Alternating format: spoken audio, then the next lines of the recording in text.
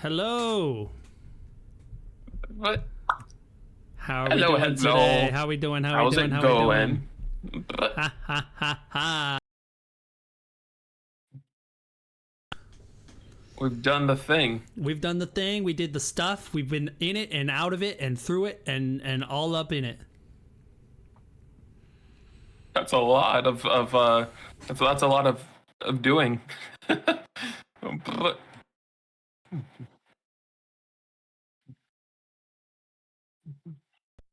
Oh, I'm doing pretty good.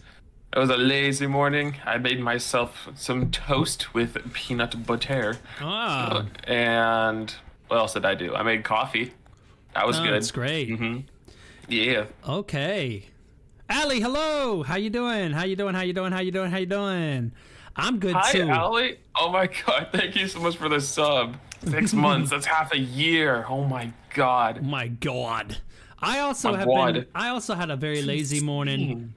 I had me a oh, thank you for the head pats, my ears. Thank you. I love you. My ears. Yeah. That's so cute. I had a bagel with cream cheese. An everything bagel, more specifically. An everything bagel, like the everything everywhere all at once bagel? Yes, that's exactly right. They call it an omnipresent bagel, actually. Yeah, that's right. Yeah. My bad. And like a very tiny little, you know, like the kind of bowls that you would serve like salsa in. Yeah. Yeah, like those tiny little serving bowl. I had one of those of Raisin Bran Crunch. Oh, it's just a tiny little, so like a few Raisin Bran flakes with maybe a raisin or two in there. Yeah. It was, all right, then. Honestly, it's literally my favorite meal right now, as far as breakfast goes. Like, I just love eating like a nice hot bagel and then like a tiny little bowl of cereal, full of stuff that's good for your heart and stuff like that. And then of course I have my coffee as well. So. You have to have the coffee. Yes, that's a requirement. If you don't have coffee, you're just not a good person. Oh man. You said a mouthful. Thank you so much, Allie. I hope you're having a good Saturday. Well, I guess it's what, evening over there for you at the moment? Yeah, I guess so. It would be evening. I would assume it's probably super late over there. Yeah. Super late down under. I'm very excited about this stream. I'm really excited about this stream because it's like we haven't really, like, we've chit-chatted a little bit about like psychology stuff before, and like just social things with people, but we haven't like done like a coffee lounge on it, which is kind of surprising because that's like your degree, you know. Yeah. So it's surprising we haven't done one of those yet. And the funny thing is like I 1:30 a.m. so technically Sunday here. Yay! I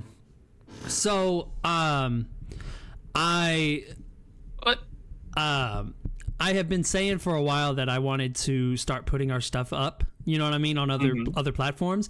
The only thing is it's like when I watched it back, we didn't really have anything of substance to say. Essentially, you know what I mean? Like in the last couple of ones, just because we've been really just more reacting to things. Reaction videos don't really translate to podcast material, do they? No. And so I was thinking when we started talking about this the other day, I was like, oh my God, this is the one.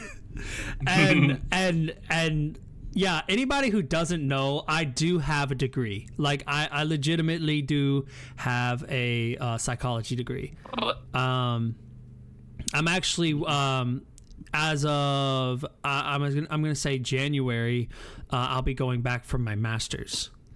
So Foggy got the big brain and he uses big brain to help the other brains. Yeah, I use my big brain to help you small brained individuals. I'm just playing.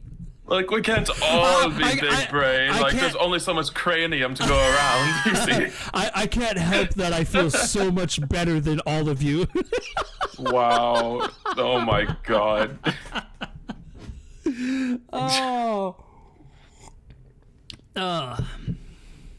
No, I'm kidding. All I right. don't feel that way, even if society does see it that way. I'm just saying.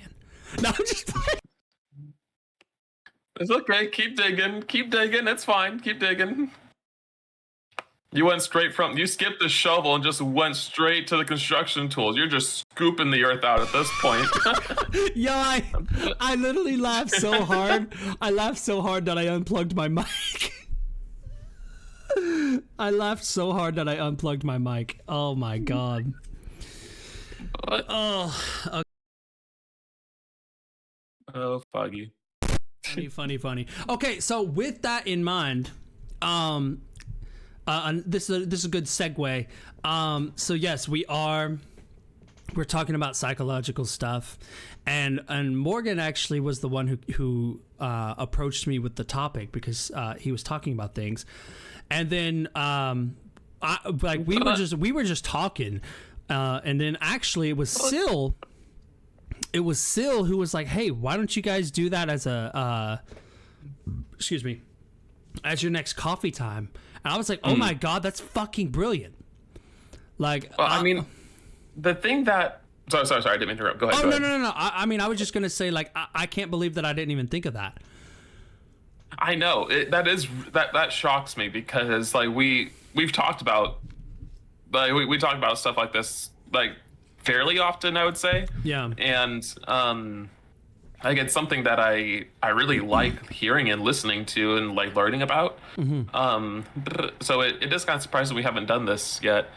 But the thing that like the reason why the reason this all kind of like happened is I was watching or listening to somebody play Cult of the Lamb, and in Cult of the Lamb there's like the 4 like bishop boss guys, you know, and the last one, like each of them represents something else. The last one represents like wisdom and like change. And there was a certain line like that he said that kind of caught my attention and started making me think a little bit.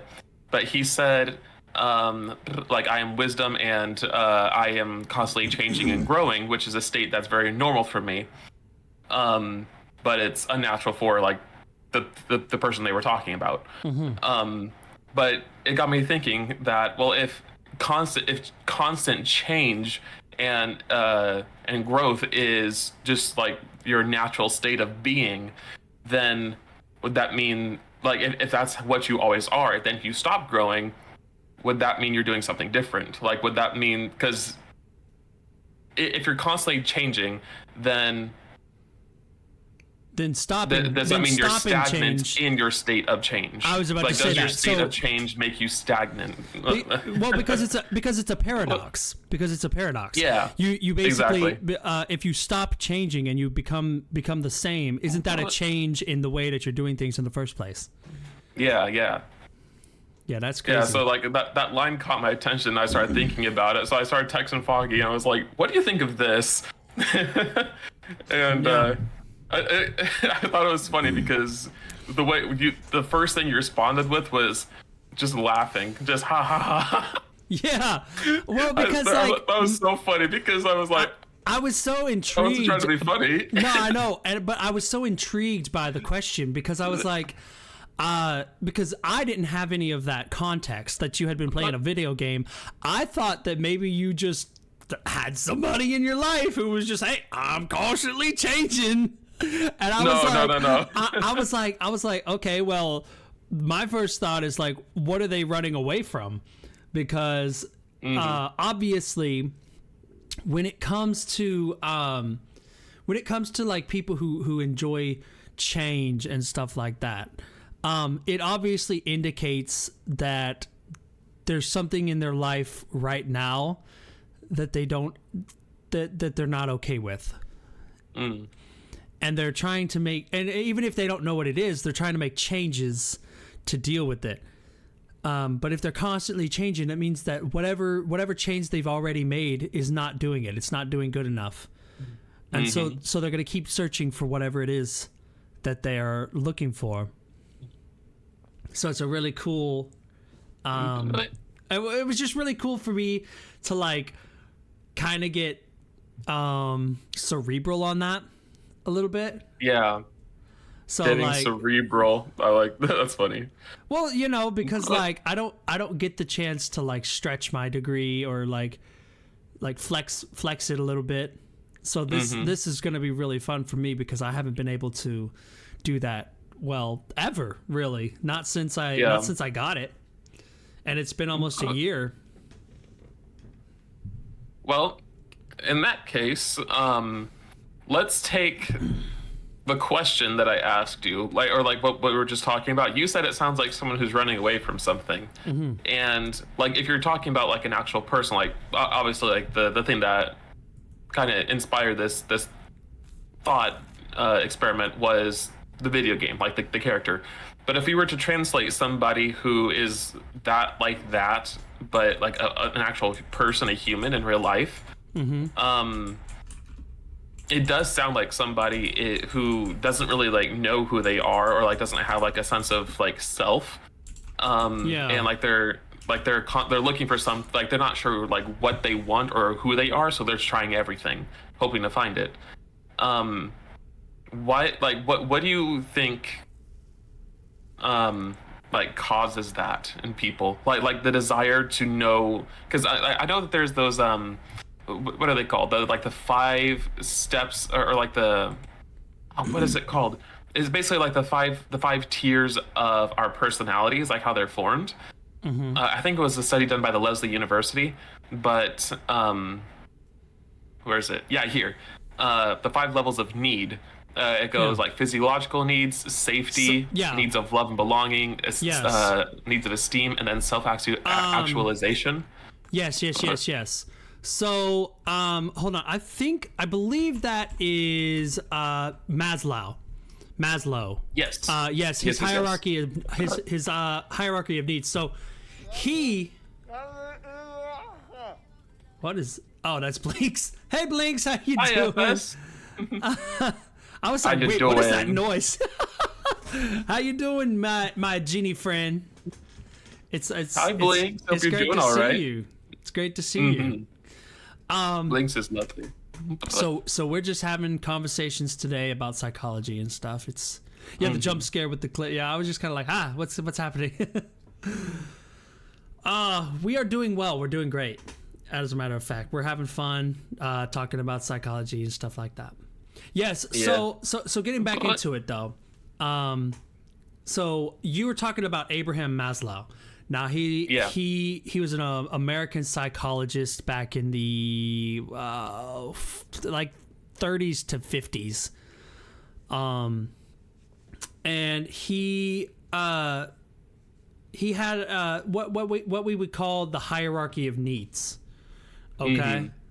Now the hierarchy of needs was, if I'm not mistaken, it was more of a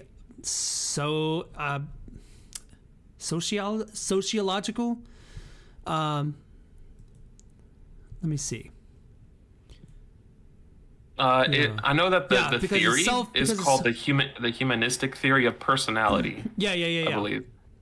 So you've got self-actualization, esteem, love and belonging, safety, and your physiological, right? So obviously you've got physiological is like literally how you survive, right? You breathe, you eat, sleep, water. You have sex, or rather procreate, continuation of the human species, right? That's your physiological needs. Now you have your safety, where shelter. You got shelter, employment, financial security, right? You got love and belonging, so friendship, family, stuff like that. Sense of community. Yeah, exactly. Esteem, which is whether that's self-esteem or garnering the respect of other people, right? Yeah. Excuse me. And then you've got self-actualization, right? So morality, creativity, spontaneity, acceptance of facts. You know what I mean? Acceptance of facts, yes. I like that. Right. But well, it's You know, and honestly, Maslow's hierarchy of needs are still followed to this day, as far as like a really good, I don't know the word I'm trying to think of. Like a basis, a foundation. Yeah, exactly. Thank you so much. Like a foundation for psychological research. I mean, like the theory of the needs, but because it holds up. You know what I'm saying? Like people have looked at it and been like, yes, this is what I need. Mm-hmm. And when you don't get those needs, when you're not able to achieve self-actualization, when you're not able to have your physiological needs, your safety needs, all of this stuff, your esteem, your belonging, all of that stuff, when you're not able to have that, that's when you start having what we call why is my brain all of a sudden shut off? I need more coffee. Coffee always helps. Yes. Chug that shit. Yes. You start to have essentially distortions in the brain, right? And yes, that's the word I'm looking for. Cognitive distortion, right? So cognitive distortion, you know what? I'm not even going to put words in my own mouth. I'm going to look up the definition of cognitive distortion. Yeah. I mean, I know that a lot of people who, like, when it comes to, like, their needs not being met, like say for, like, sense of community, for instance, like, if somebody is constantly alone, then, like, their lives can be shortened by, like, years, I believe. Mm-hmm. That's how that study went. Like, it's significantly shortened. Yes. Hi, Light. How you doing? Light, what up? Greetings. It's good to see you, friend. So cognitive distortion is an exaggerated or irrational thought pattern that can lead to psychopathological states such as depression and anxiety, right? So you start essentially you start thinking about the world and the surrounding world and yourself in biased ways that are not based upon facts or anything like that. You start thinking about the world from a distorted point of view, whether that's negatively perceiving yourself or you negatively perceive the world around you. Gotcha. So that's really how it starts. You know what I mean? Because you're not able to get the things that you need. Right, because we're hardwired to want or to need those things. Right, because that's how we've survived. That's how it's the human condition. That's why we're still here. Yeah, it's the human condition, 100%. Yeah, Fess is like, like I got me some of those. I got a fat stack of depression, a hefty amount of anxiety. You know what? I didn't even pull up your chat. I need to do that real quick. Oh, you're good. Okay, so in that case, like, so let's say somebody is not getting their needs met. Okay. Like those that hierarchy. If one or more of those things are not met in a person, and they start to develop anxiety or depression, then because I would say that's situational depression in that case. Would you say that's right? Depends. How like there's a lot of things that go into that. Like, environmental depression, I believe is the word I was looking for. Well, is it something that's always around? You know what I'm saying? So the thing is like you have to look at it from a how much is this happening? Like where you're saying situational depression, but what if it's always the situation? What if it's always the situation? Doesn't matter where you are. Then you're not looking at a situational, right? You're looking at maybe something a lot more deeply ingrained. Right. It's just sometimes you can't blame the surroundings for the things, and that's I don't like to say it like that because I just don't have a better way to say it, right? It's not always the world's fault that you have a problem. Right. No, for sure, for sure. You know what I mean? It's not always the world's fault that you have a problem. And I know that sounds bad. It sounds mean to say, but sometimes the truth is real. Hi, Cara. Yes, the burb is here. The bean in the burb. I'm here. Oh, yeah. I don't been her. Hey, we're talking about brain things today, Cara. Psychology things. Yes. But no, like I do agree with that, Foggy. You can't always, like, sometimes, like, depending on the situation, sometimes you can, like there's external factors that you had nothing to do with. Yeah. But sometimes it's not your surroundings' fault. It's not anybody else's fault. Sometimes, like, because I know we have a very biased view of ourselves, Yeah. and we don't like to think ill of ourselves, like when we see ourselves, you know. Yeah. So we can kind of like distort like our memories or our perceptions of things when it comes to us. Yeah. And so sometimes we're blind to the things that are actually causing like the loss of one of those needs, one of those five needs. And the way I like to say it, right? The way I like to say it is perception is reality, right? The thing is you may perceive things one way and they may be real to you, right? They are your reality. But the thing is your reality doesn't necessarily reflect actual reality. Right? Mm-hmm. So, hey, baby. Good to see you. What? Hey, baby. What up? Hey, baby. So your reality may not actually reflect what actual reality is. Mm-hmm. Just because your reality is one way doesn't mean that actual reality reflects that.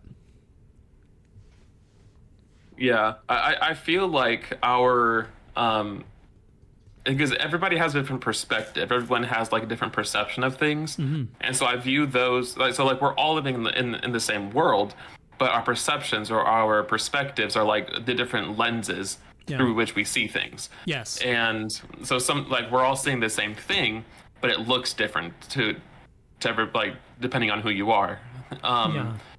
And well, and I find that really interesting because I read this story. This was years ago, so like let's take this with a grain of salt.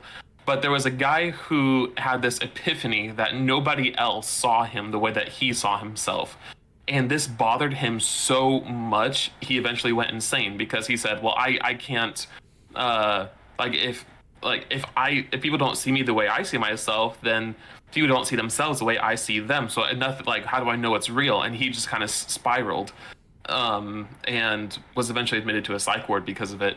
Right. But I don't know why I brought that up, but I find that so interesting. Well, because that's kind of that's kind of an existential crisis, right? The thing is like like I could see why that would drive him crazy because it's one of those things where you cannot control it. You can control yourself and how you see yourself, two, how you can try to make other people see you, right? You can put on a facade, you can put on whatever it is that you want to put on to make yourself appear one way or the other. But the thing is you can't control what other people think and what other people think of you. Right? So I can see why, because like he could try anything that he wanted to, right? But it's kind of like one of those things where it's like once your reputation has preceded you, it's stuck. And for sure. And I guess it's possible, you know, if people are willing to give you a chance and be open-minded, it's possible to change that perception. But if your perception is bad, most people are not willing to give you the time of day. Yeah. Yeah. And by that logic, you can't change what other people think of you no matter what you try to do. Yeah, no, I would very much agree with that. That's very true, honestly. Like it sucks for a lot of people because sometimes the reputation wasn't any doing of their own. Like sometimes rumors just get spread and then they have a reputation all of a sudden. But sometimes there are people who are like the reputation is a result of actions that they've taken. Like say someone would go around and beat people up for no reason, like a very violent person. And then they have a reputation as a violent person who likes to fight. Yeah. And so people are afraid of them. They treat them differently. They're very estranged. But say that person decides to get their life together. They go to therapy, get their anger control, and they're not that angry person anymore. They still have that reputation. Just because they have changed, there's no reason for everybody else to say like, oh well, he's changed. Yeah. Then I guess we'll just like scratch that from the record then. Well, and what I would do, right? See, the thing is like,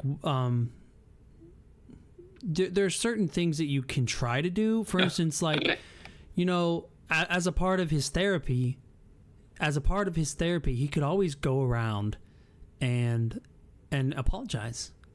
You know what I mean? I was this really nasty person to you. I didn't, I didn't think about what I was doing, and how it was affecting you. I was only thinking about me. And, you could even say like, you know, I've been in therapy, and I've realized the error of my ways, so to speak. And I apologize, like from the bottom of my heart. I am so sorry. And you know, I hope that one day you can forgive me. The thing is, right? Take responsibility. You take responsibility, but you don't get angry or hurt or upset if somebody says, no, I don't forgive you.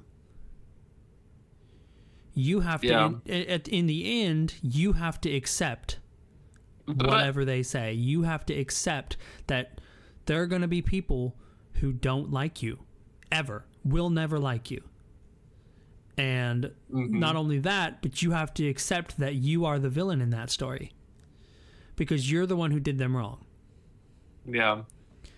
And instead of, you know, as the gentleman in your story, instead of going crazy because you can't control, you know, what these people are thinking about you, you just have to learn how to accept it and move on. Yeah. Yeah. That's the tough part, though. But making peace with your past and going forward. Because a lot of people, like when in this situation, or people who, when people seem to believe that when you apologize to somebody, that you are owed acceptance and forgiveness. That's really not the case. Right. Like you're responsible for what you did to them, and they don't owe you anything after that. Like it's if anything, the apology is or like taking responsibility. It's a good thing to do for yourself because at least you can say you've done it, and it's healing to know that you took the steps and that you were the kind of person who could go and take responsibility for that. Right. Now, does it feel better when they say, you know what? Yes, I do forgive you, and it is okay. Mm-hmm. Does it feel better? Absolutely. I mean, who wouldn't want to, go and apologize and pour your heart out to somebody who you've wronged, and for them to say, you know what? Yes, I accept your apology. I forgive you, and no hard feelings. You know what I mean? Yeah. Like, who does not want to hear that? That would be so freeing and stuff. But absolutely. The thing is like we've both just said, they don't owe you that. And don't be surprised when you don't get that. You know, sometimes people are going to hold on to that. And it's not because they're bitter. It's not because they are bad people. It's because they're human. Yep. They're human, and they don't owe you any explanation or any type of, I guess, repayment. Yeah. Any reconciliation. Yeah. They don't owe you that. No, for sure. I don't know. I feel like, because I've known several people like in my personal life who have gone through similar things, and when they didn't get the forgiveness that they were expecting to get after they apologized, they weren't really able to move on from that. Like they were kind of stuck in the fact that they weren't that the person never forgave them, and it kind of ruined them in a way. Stunted their growth, and for sure. Yeah, because they weren't able to move on from that. That was just like a huge blockade for them. Yeah. So they kind of turned to drinking. They turned to like a lot of different kinds of vices to try to cope with that. But it was still something that was always there and always bothering them. Yeah. Well, when they would talk to me about, right? It's like I said, right?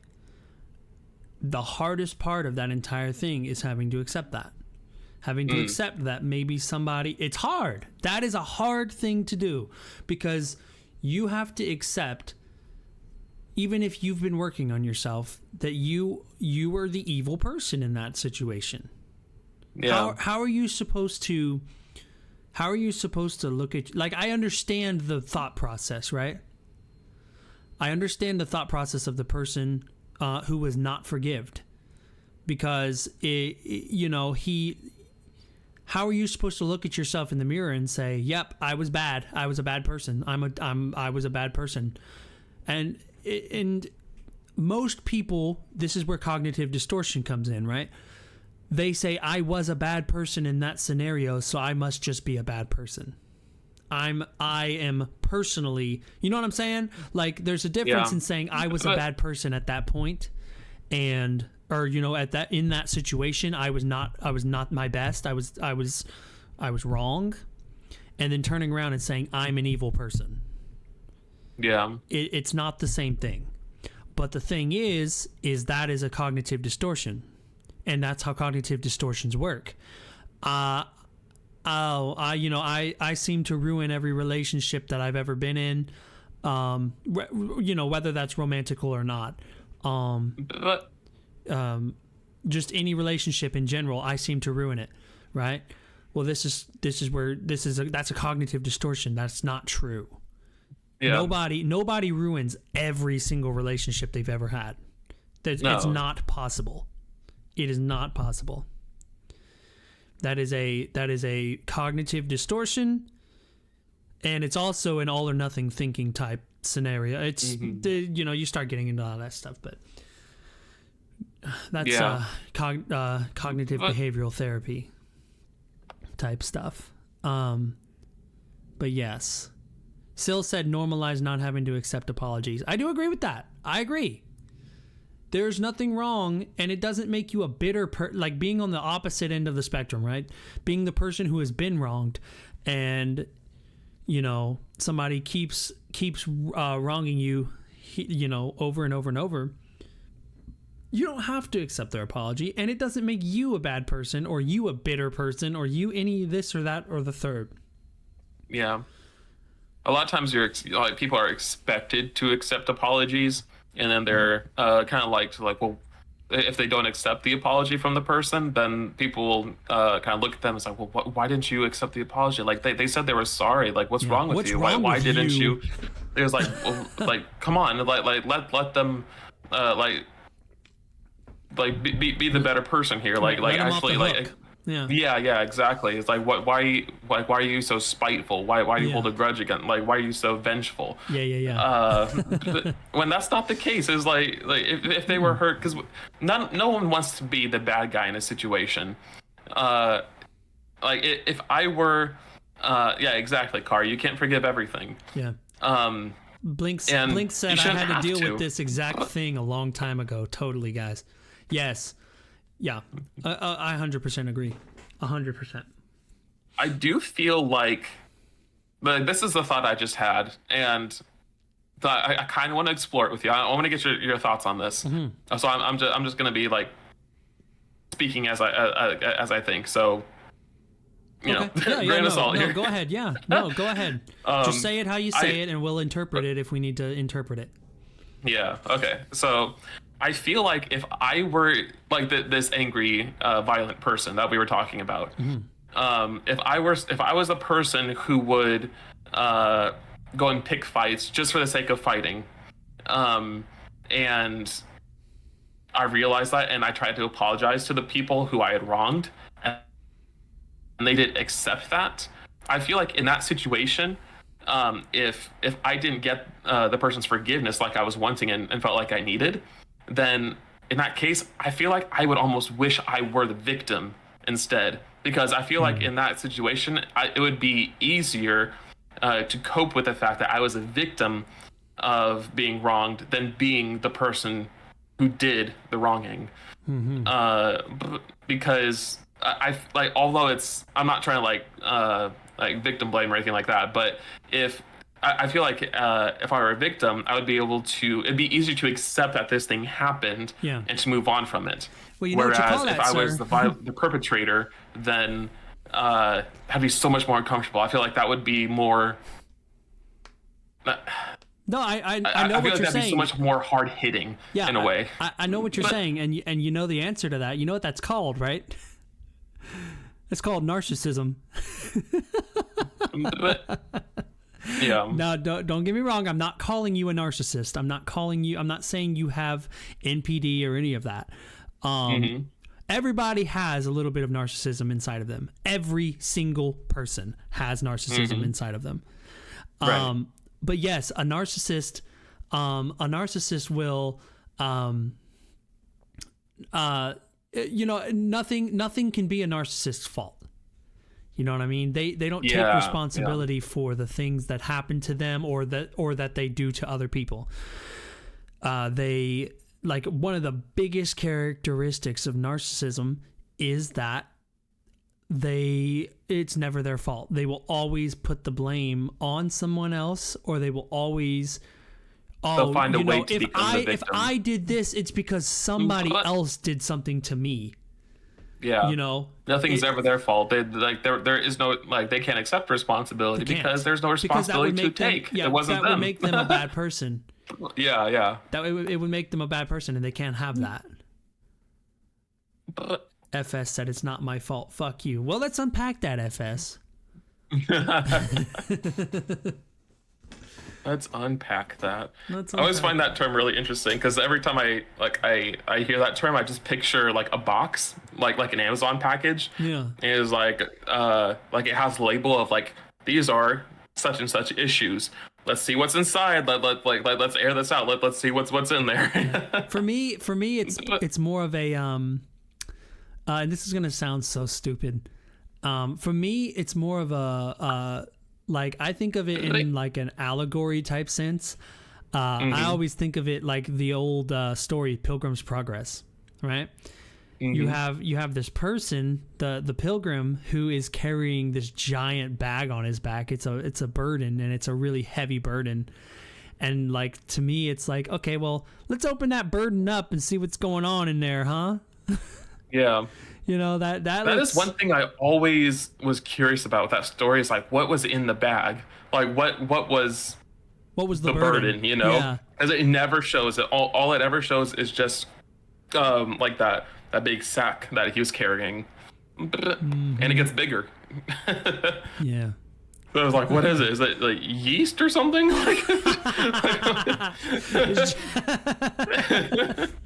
It's just a big old packet of yeast, man. Hey, I need to make like my the slowest beer. rising yeast ever. Yeah, I need to make my beer. I got all this yeast for my beer.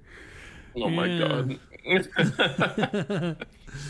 Oh my god. Funny. Yeah, that's kind of the way I thought. That's the way I always think about it when I hear let's unpack that. Like, I just, you know, you're carrying this heavy burden, and obviously it's really weighing you down. Let's unpack and see what's in there, and see if we can't keep that off of you there, champ. Yeah. That is an interesting thought, though. Like, like what we were talking about, I do feel like it would. I don't know. I guess it's because it's at such a conflict, like with how we want to see ourselves, so that if you are and you're forced to accept that you were the bad guy, it's uncomfortable. Like you need to do it. Otherwise you're just gonna be stuck there. Like, but it's uncomfortable, but you gotta do it. I know it's an interesting thought. Yeah, and you know what? Honestly, that's a really good segue into our second topic, I think, which is, and we kind of talked about it beforehand, talking about loneliness. Oh yeah, right? Yeah. So, you know, you talked to me a little bit about it being a really good topic to talk about, because apparently you're saying something about it's you see it very prevalently.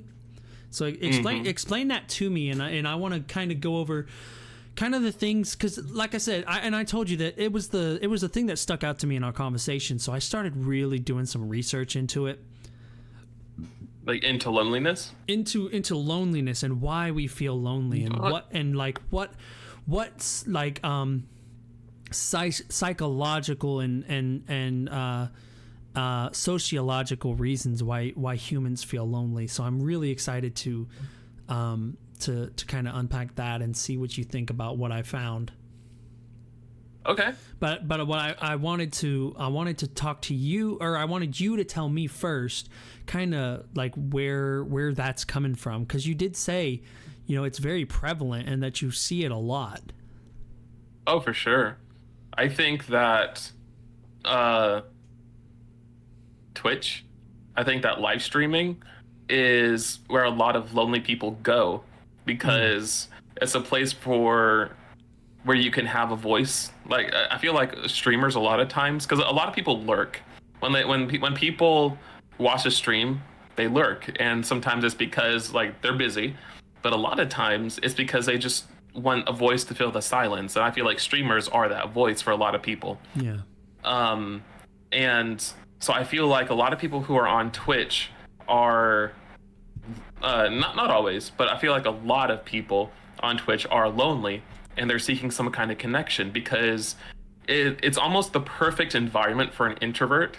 Yeah. Because if you want to, you can participate. You can talk to the streamer, and you can get like a conversation going. Yeah. But if you are just in more of the mood to just sit back and listen and observe, you can do that too. It's kind of like the old loneliness versus solitude, right? So yeah. So like, you know, there's obviously the feeling of being lonely, but then there's solitude, right? You're by yourself, but you don't feel alone. And I think that's what a lot of people, especially introverts, right? So being introverts, it doesn't mean that you don't like people. Okay? That is another thing entirely. Not liking people is having antisocial tendencies, right? Yeah. Or having some type of like personality disorder where you actually hate people, right? Being introverted does not mean that you hate people. In fact, a majority of introverts enjoy the company of other people, like close people that they trust, right? Yeah. That is what an introvert is. They don't want to go to a party, obviously. You know, they're not going to go to a party and like be around a bunch of people whom they do not know, but they want to feel close with somebody. They want to be together with people who mean something to them. Yeah. Excuse me. Yeah. No, absolutely. And that's why, actually, believe it or not, introverted people actually find more often than extroverted people will find relationships that are more deep and meaningful. And like that they'll have deeper connections with people, as opposed to extroverts who will have like, you know, and that's not to say extroverts can't make good friends, because they can, but they happen to have like a lot of like friends who they could say are friends, but they're probably more like acquaintances, where they make they make a very large number of people who they may or may not have like deeper attachments to. And they tend to go through friends a lot faster. Beetroot. Yeah, absolutely. And prevalent, it means something that is more at the forefront, something that's more obvious or common. So it's like, let's see, would be a good example for prevalent. Okay, so it's like to substitute the word prevalent in what I was saying, I can say, instead of saying like loneliness is very prevalent on Twitch, you could say loneliness is very common on Twitch. Yeah. Yeah. So like that's basically what it means. Yeah. No, I agree. You know, FS said there's the one page on Twitter that's about introverts in quotation marks. And most of the time the shit they post pisses me off because it's always like, oh, introverts are like this or they introvert is a certain specific thing, because everyone is different. I do agree. However, there are obviously there's outliers, but there are certain things that you can see, like patterns that emerge, if you will, between introverted and extroverted people. Like that's obvious. You know, an extroverted person does not act the same as an introverted person. That's just reality. You know what I mean? I feel like introverts versus. No, go ahead. No, you go ahead. I was just gonna say that I feel like when it comes to like identifying an introvert versus an extrovert, you're just looking for patterns to establish a foundation, or like a basis. It's not that everybody does the exact same things. It's more like these patterns are present in like in people who may be introverted in the majority of cases for these people, and so this label is what most closely describes them. What pisses me off is they frequently post things like, if you feel like this, insert list, you're an introvert. If you feel like this, insert list, you're an extrovert. And I don't believe that it's black and white. No, I agree with that. I do agree with that. I think that there's a lot of outliers, and not everybody who's introverted is introverted 100% of the time. And not everybody who's extroverted is extrovert. Who really wants to be in public with people that they don't know 100% of the time? That sounds terrible. And you know, and vice versa, who literally wants to be all by themselves with nobody around 100% of the time? No. Yeah, it's just a balance. It just depends on which way you lean more towards. Right. But going back to like the whole loneliness topic, I feel like a reason why a lot of why loneliness is more prevalent today is,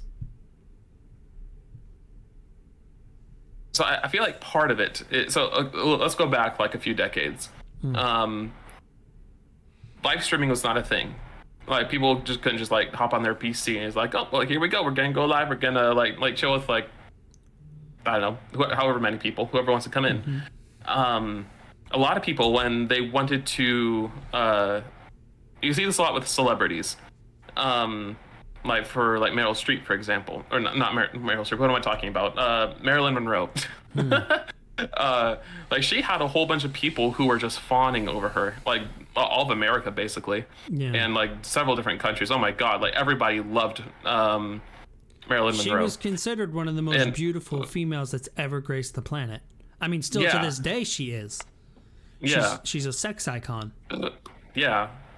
And back then, if people wanted to know about her, they would have the only times people would ever get to learn anything about her would be through like an interview, through a magazine or a newspaper. You just get like little snippets. But nowadays, if you want to get to know somebody who you would ordinarily never like be able to interact with, you can go to a live stream. You can talk with these people and develop some sort of relationship with them, whether that's not necessarily like a parasocial relationship, but like there's there are a lot of parasocial relationships that happen with live streaming. And I feel like if somebody is very invested in somebody who like is never going to actually like somebody back, or like actually be like a true friend to that person, like because so like with a lot of parasocial relationships, what happens is someone will like a streamer, they will think that they're like they're best buds, and like eventually like they'll get a chance to be friends with this person, go out with this person, be this person's best friend. When really that's like the likelihood of that happening is very, very, very slim. But some people like put so much weight on this one-sided relationship with them that they start to ignore their actual life, the things that's going on around them. And I feel like that heavily contributes to loneliness. Like when you become so invested in something that honestly doesn't really impact your day-to-day life, you're going to be putting more energy into something, more energy into that than to the things that will actually have a positive effect on your life. Right. And so, well, like, when it comes to relationships and the connections, that can contribute heavily to loneliness, I feel. I agree with that. So would you like the psychological and sociological theories about why we feel lonely? Because no. I can.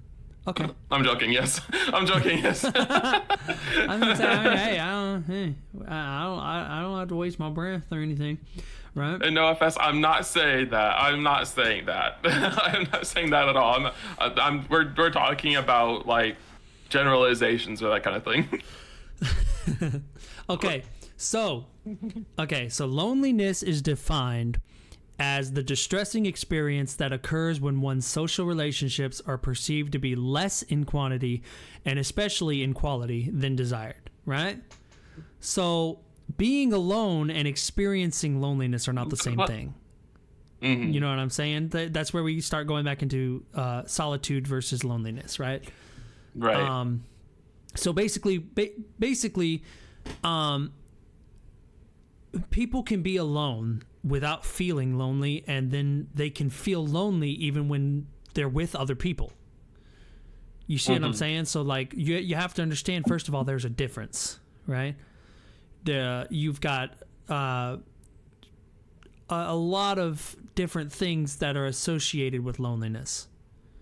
But the thing is that loneliness is not synonymous with being alone. That's basically what I'm getting at first, right? You can't put the two things in the same box because they're not the same thing, right? So the first thing I want to talk about is the psychological history of it, right? So you have John Bowlby. I know that's a funny last name, Bowlby. Bowlby. He is the psychologist who comes up with what's called the attachment theory, right?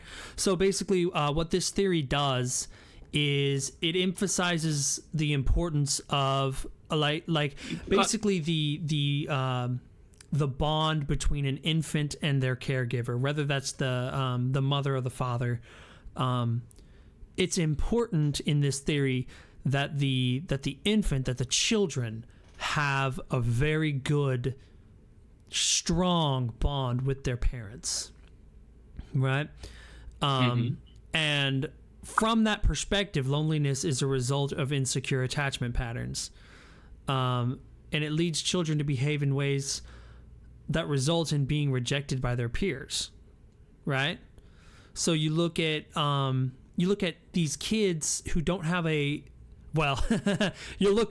you look at Foggy when he was a kid, being rejected and discarded by his parents, right? Behaves in a very erratic, very hyperactive way. Can you stop describing me all stream, please? You look at Foggy, who runs up to other kids and screams in their face and is like, "Be my friend!" Oh, can't relate to that. And Anyone who doesn't know, that's literally how Foggy and I met. That's why we became friends. He came up and said, "Be my friend." and 99.9% of kids either just reject and walk away, or they get angry and fight, or they get angry, or they get like weirded out and start crying, or whatever it is. We're crying. Oh yeah. You don't know how many people, like how many kids I would run up to and be like, "Do you want to be friends with me?" And they would just start crying immediately. And I'm like, "Oh, okay, I'll walk away." No. I would walk away. That hinders that type of rejection. Imagine that type of rejection as a kid, like as a 4 or 5-year-old kid. Imagine how much that's going to hinder your social skills and your trust of other people.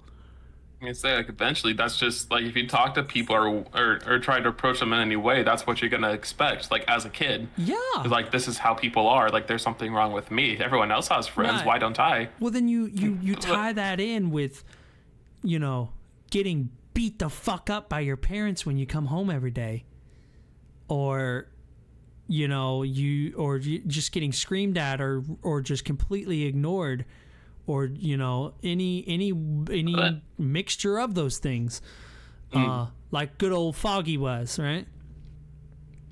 And you're creating a recipe for someone who's just always feels loneliness. Always. What a bitch. Sorry. No, you never have to apologize, but you know that. But yeah, I mean, like, imagine how bad, like, and I'm not trying to put myself on some type of lonely pedestal, right? No, yeah. But I am the best example that I have of the attachment theory, and how important it is that you have a good, strong bond with your parents whenever you're a kid. Mm-hmm. Because they're the first people that you interact with in your life. So if you don't have a good relationship with your parents, how are you supposed to form meaningful relationships with anyone else? No, yeah, for sure. Because they're your example of what the world is. You, sir, are what we would call an enigma. You, sir, are what we would call an outlier. Me? Yes. The way you responded to me is the way that about 0.01% of people should respond to somebody who gets in their face and screams. Do you see what I'm saying? Do you see what I'm saying? I really think that maybe you were just like, if I don't be friends with this person, he's gonna hurt me. No, I was just more like, I don't know who this person is or why he's yelling, but okay. I'll be your friend. Just don't hurt me. No, see, I didn't feel unsafe at all. But maybe that's also because, like, I knew nothing about you. Yeah. Because, like, we've talked about, like, how you did have a reputation. Yeah. My reputation definitely preceded me. Yeah, for sure. And it wasn't because of me. Like, that was I didn't another know thing. It was that. out of my control, right? Right. We talked about before. Right. It's not reputation that happened because you did anything. It was just people, like, giving you a reputation to give you one. Right. But I think maybe because I didn't know about that reputation, that maybe that's why. I don't know. I don't know. That's really interesting. Because I didn't feel threatened by you or anything like that. I was just like, oh, this is a very, like, loud, noisy kid, but he seems fun. Yeah. Yeah, I was very... And it's just a crazy paradox of things, because I was so loud and obnoxious as a kid because I was lonely. Yeah. And because I wanted friends, and I wanted to have this, at least one semblance of normalcy, because I didn't have it at home. And reading about the attachment theory whenever I was going through school, like that was the thing that stuck out in my brain when you started talking about loneliness. And so I've obviously there's like this is just the tip of the iceberg. We're just talking about the history of theories of loneliness, right?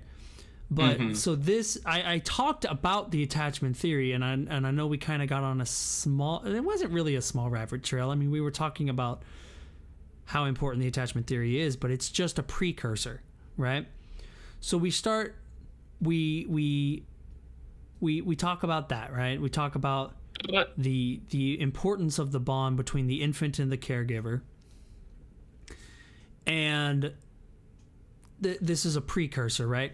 So then now we start to get into like later in life, right?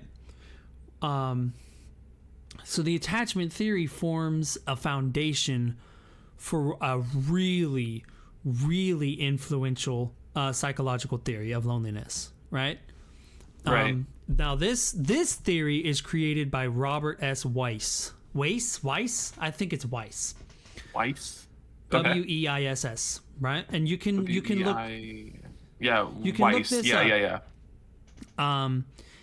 He creates the theory of the six. It's essentially like the six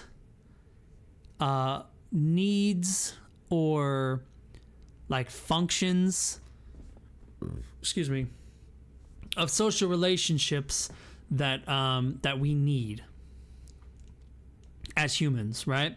To not feel lonely. Essentially, like basically, like if we don't have these six needs, that we are sure to have feelings of loneliness. Okay, so the six things are attachment, which we've already talked about, right? Social integration, nurturance, reassurance of worth, sense of reliable alliance, and guidance in stressful situations. Now, really think about, attachment, social integration, nurturance, reassurance of worth, sense of reliable alliance, and guidance in stressful situations. Yes. So like a parent, a guardian. Well, and not just that, but I mean the peers you have, any real caregiver in your life. You're a teacher, some type of influential like, there are a lot of people who I credit for helping me become the person I am today, and they're not all. And I credit my parents in a negative sense. Like as what not to be. Exactly. Right? Yeah. They helped create the person that I am today through neglect and abuse. And made me the person I am today. Right? Yeah. So it's not just the parents. You're talking about any type of relationship where the person is guiding you, or like giving you the socialization that you need, reassuring you of your worth, not just self-worth, but like your worth, the worth that you have to the world, right? And so like that's kind of what I'm getting at. You know what I'm saying? Like you need these things in order to figure out, how to not be lonely. Okay. So let's say that somebody is lonely. Because I feel, because this is such a common thing that people struggle with, like loneliness. Oh wait, and let me also just say before you say that, I'm sorry, I didn't mean to cut you off. No, you're good. You're good. This doesn't just just go with like a parental or like a guiding relationship, but it also does go with an intimate relationship with like a partner, right? Because what is a partner supposed to do, right? They are supposed to love you, and they I say supposed to because, you know, obviously there are toxic relationships and stuff like that, but what a partner is supposed to do is reassure you and fucking love you and be your confidant and your listening ear and all these different things. And while friendships are good, friendships are, you know, they do complement a you know, they do help. They're not a substitute for that. For sure.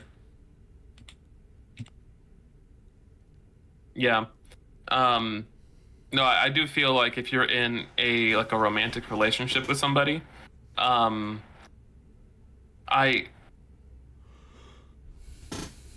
don't know. Maybe it's. So, for me, I've never been in a relationship with somebody who was not a close friend first, and usually when the relationships happen, like when it becomes a romantic relationship, I still treat them like my best friend, but it's obviously there are things that are added to the relationship after that point, but I don't know. I'm what am I trying to say? Like, my view of them does not change because we're together all of a sudden. Yeah. They're still the same person. They're still my friend. They're still someone who I love being around, and like they're my partner. Yeah. And I feel like it's just a much closer kind of friendship.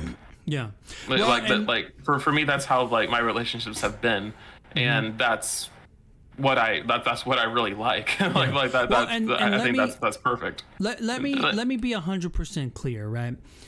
So the thing is this is what Robert Weiss theorized. Okay. So this is a theory, right?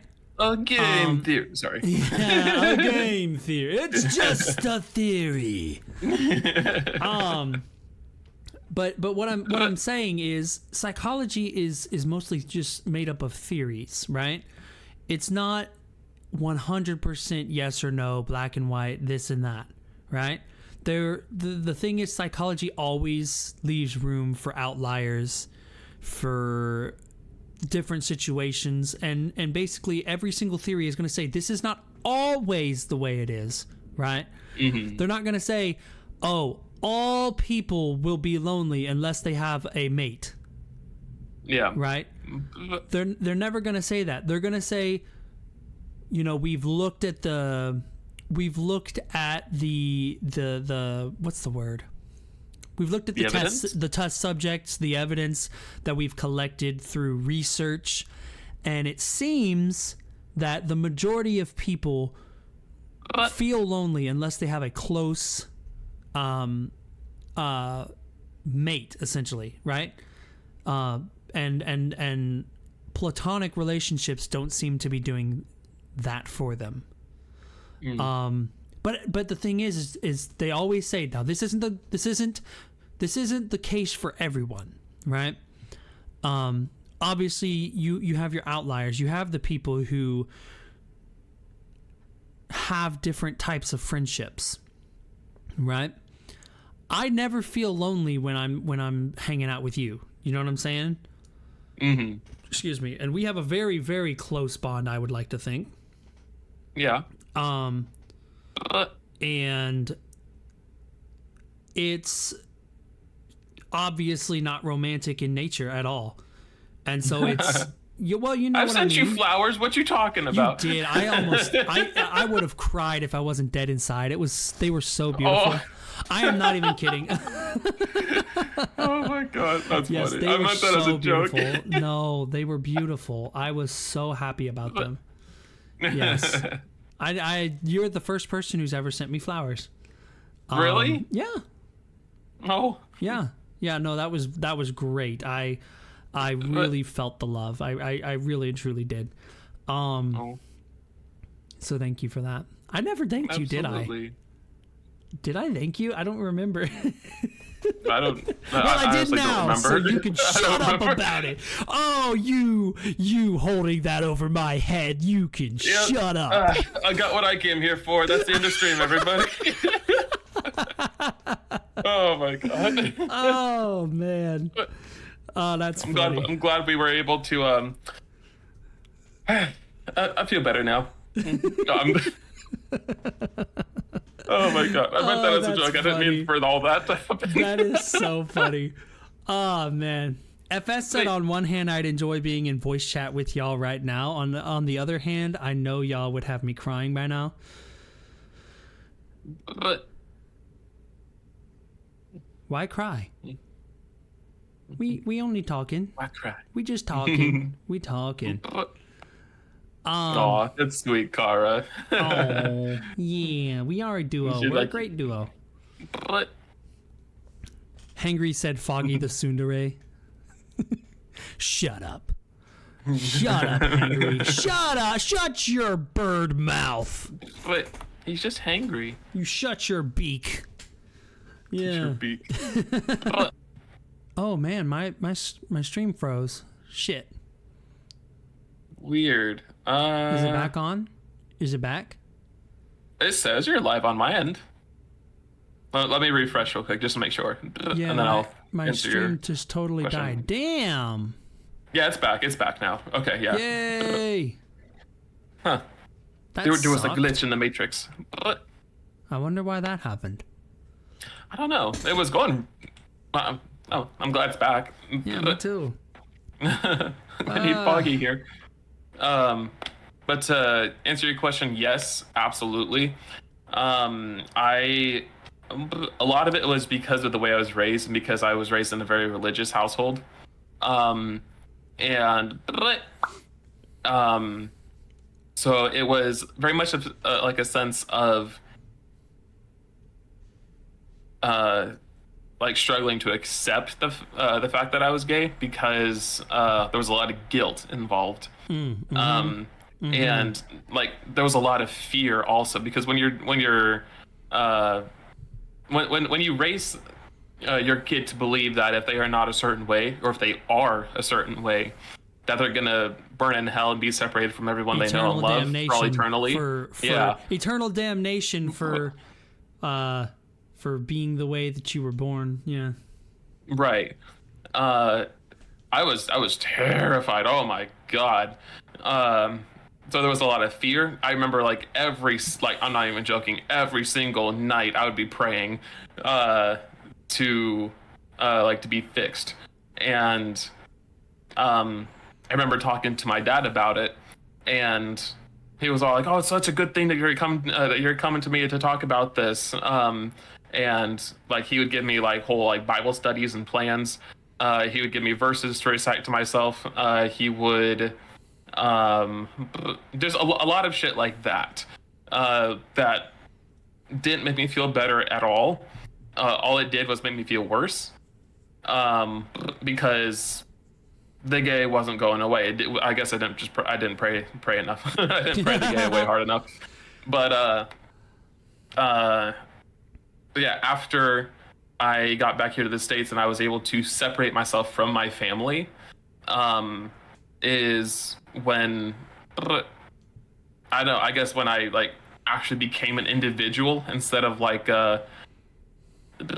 even that was scary because like I feel like I had worn like a mask for so long, but the mask was a completely different face to what mine is. And I had worn that for so long that I started to believe that was my face.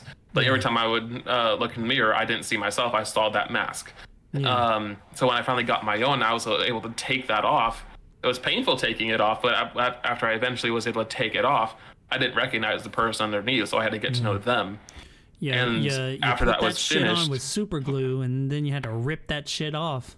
Yeah. See, and I have to be 100% crystal clear and honest with you. That is one thing that I will say, and we've had this discussion before, obviously. That is one thing that I did not have to go through with my family. As bad as my family was, with like physical abuse and mental abuse and emotional abuse, all that stuff. One thing that was always okay in our household was being gay. Like, it truly and really was. And so when I realized that I was pan, nobody really batted an eye. You know what I mean? Yeah. Like, it wasn't a thing. Like, I was named after my uncle who was gay. You know what I mean? Mm-hmm. And I have two uncles actually who are gay.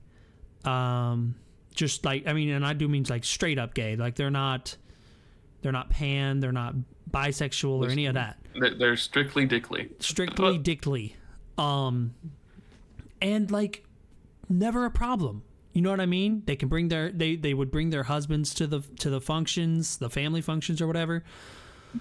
And I mean, it wasn't nothing, you know. We hey, it's Uncle so and so and Uncle so and so. Hey, it's good to see you guys.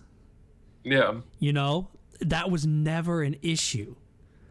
And so like when I hear stories about that kind of stuff, and of course the stuff that we both had to go through in that medium, but I hear on top of all of the stuff we both had to go through, you having to deal with this is so crazy to me.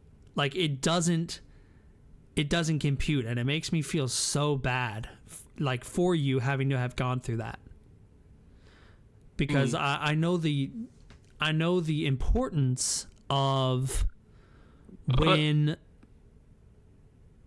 you know, you're that age. It's really important for you to have the right guidance and the right people in your corner.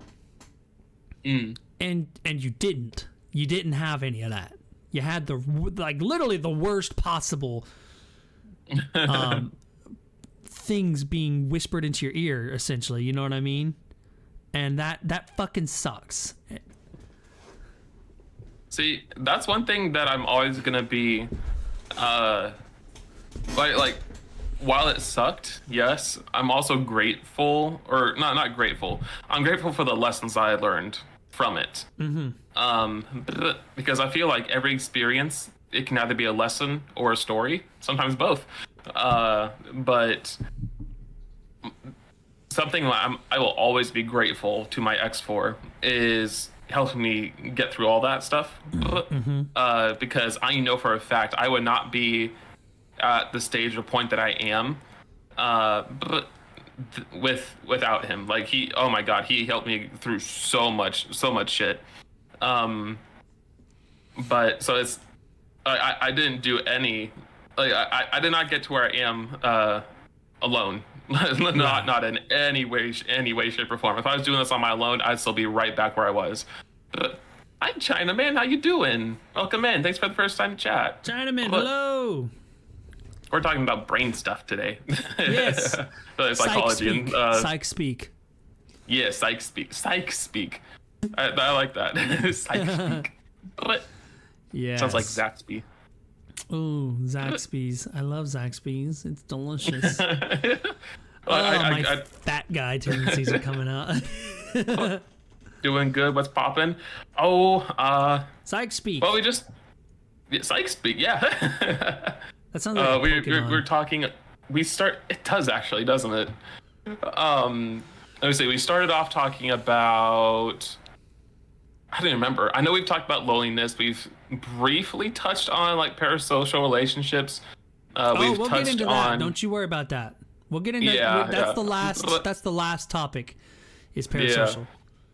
We've talked about like the needs people have, like to like just as like core basic human needs, like from a psychological standpoint. There's been a lot of stuff. We kind of we've stayed on like each topic as we've gone, but we kind of like explored every one so far, and it's been a lot of fun. It's been really good. This is the kind of thing that we could just talk about all day and still not cover everything.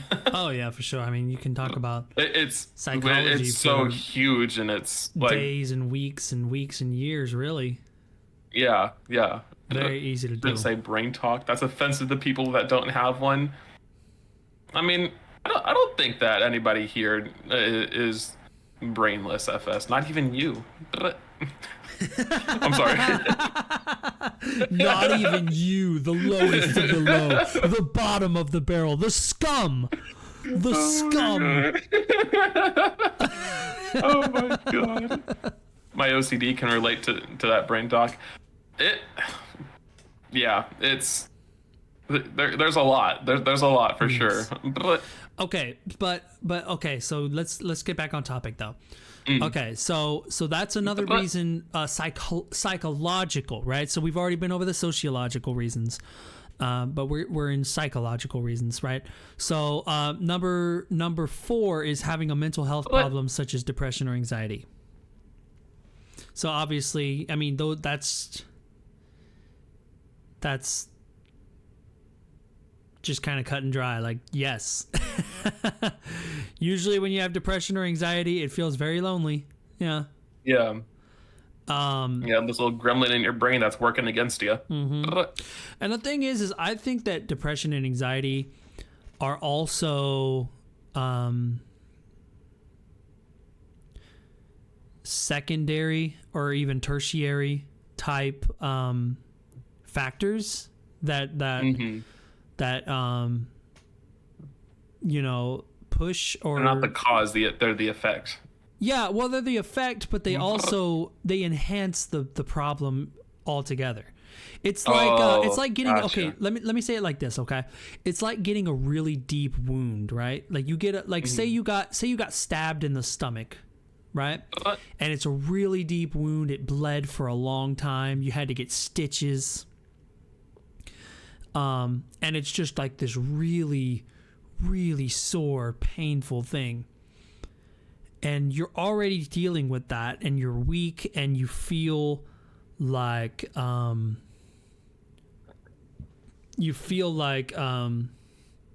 it's really just damaged you, right?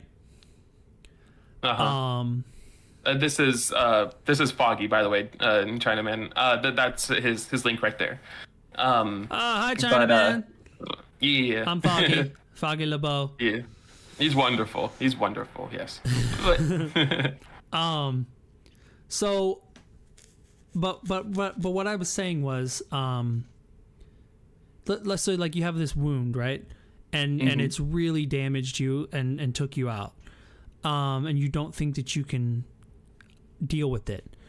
Well, okay.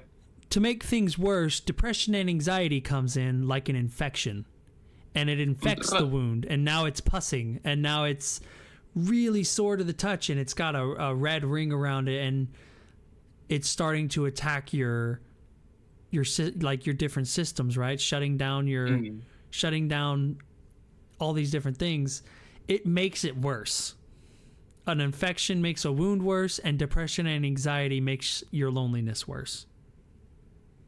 Okay, right. That makes sense. And not just that, but like when I say tertiary, right? So I said secondary. When I say tertiary, I'm talking about so say you have a physical disability, right?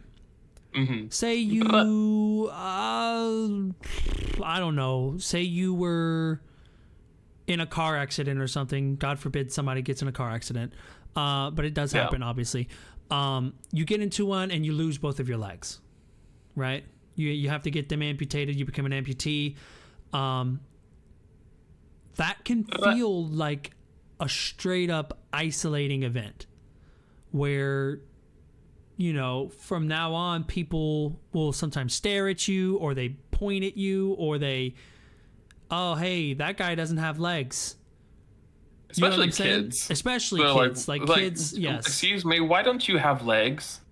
Yeah, and it's and to be fair, they're just seeking to understand, and I get that. No, yeah, they're for sure. seeking to understand. Yeah. But that can feel very isolating. That can make you feel very lonely, like you're on a small island, and no one is. Is that Ame? Hello. Ame, I saw the things.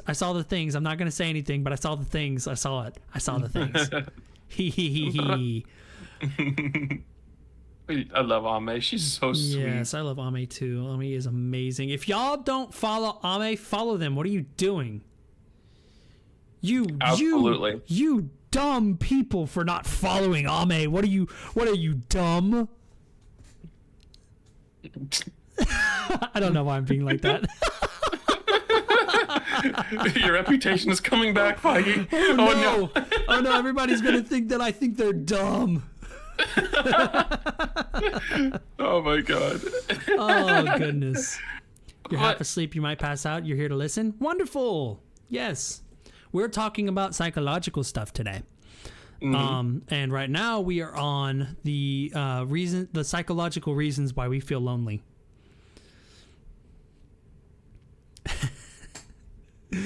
Oh goodness. But okay, so having a physical disability, right? So you have a physical disability, and it's what? Oh, thank you for the shout out. I don't know who shouted out. I don't know. Light. Thank you, Light. Thank you for giving Ame the shout out. Thank you so much. It's good to see you here, Light, by the way. I don't know if I said that already. It's really good to see your name popping up. But let's see. So when it comes to depression and anxiety, it's like a tertiary thing. You have a physical disability. It feels like an isolated event. You feel like you're on an island all alone, and you feel lonely, right? Right. Depression and anxiety just makes that feel worse. Like, you already feel lonely because you feel like you're by yourself. You have this problem, right? Mm-hmm. And then depression and anxiety comes and kicks you while you're down. Yeah. It's just crazy. It's like insult to injury. Yes. It's a crazy thing. It's really crazy how things work in tandem like that, unfortunately. Mm-hmm. Other things would be like illness or disability, physical isolation, such as living alone or moving away from family and friends, working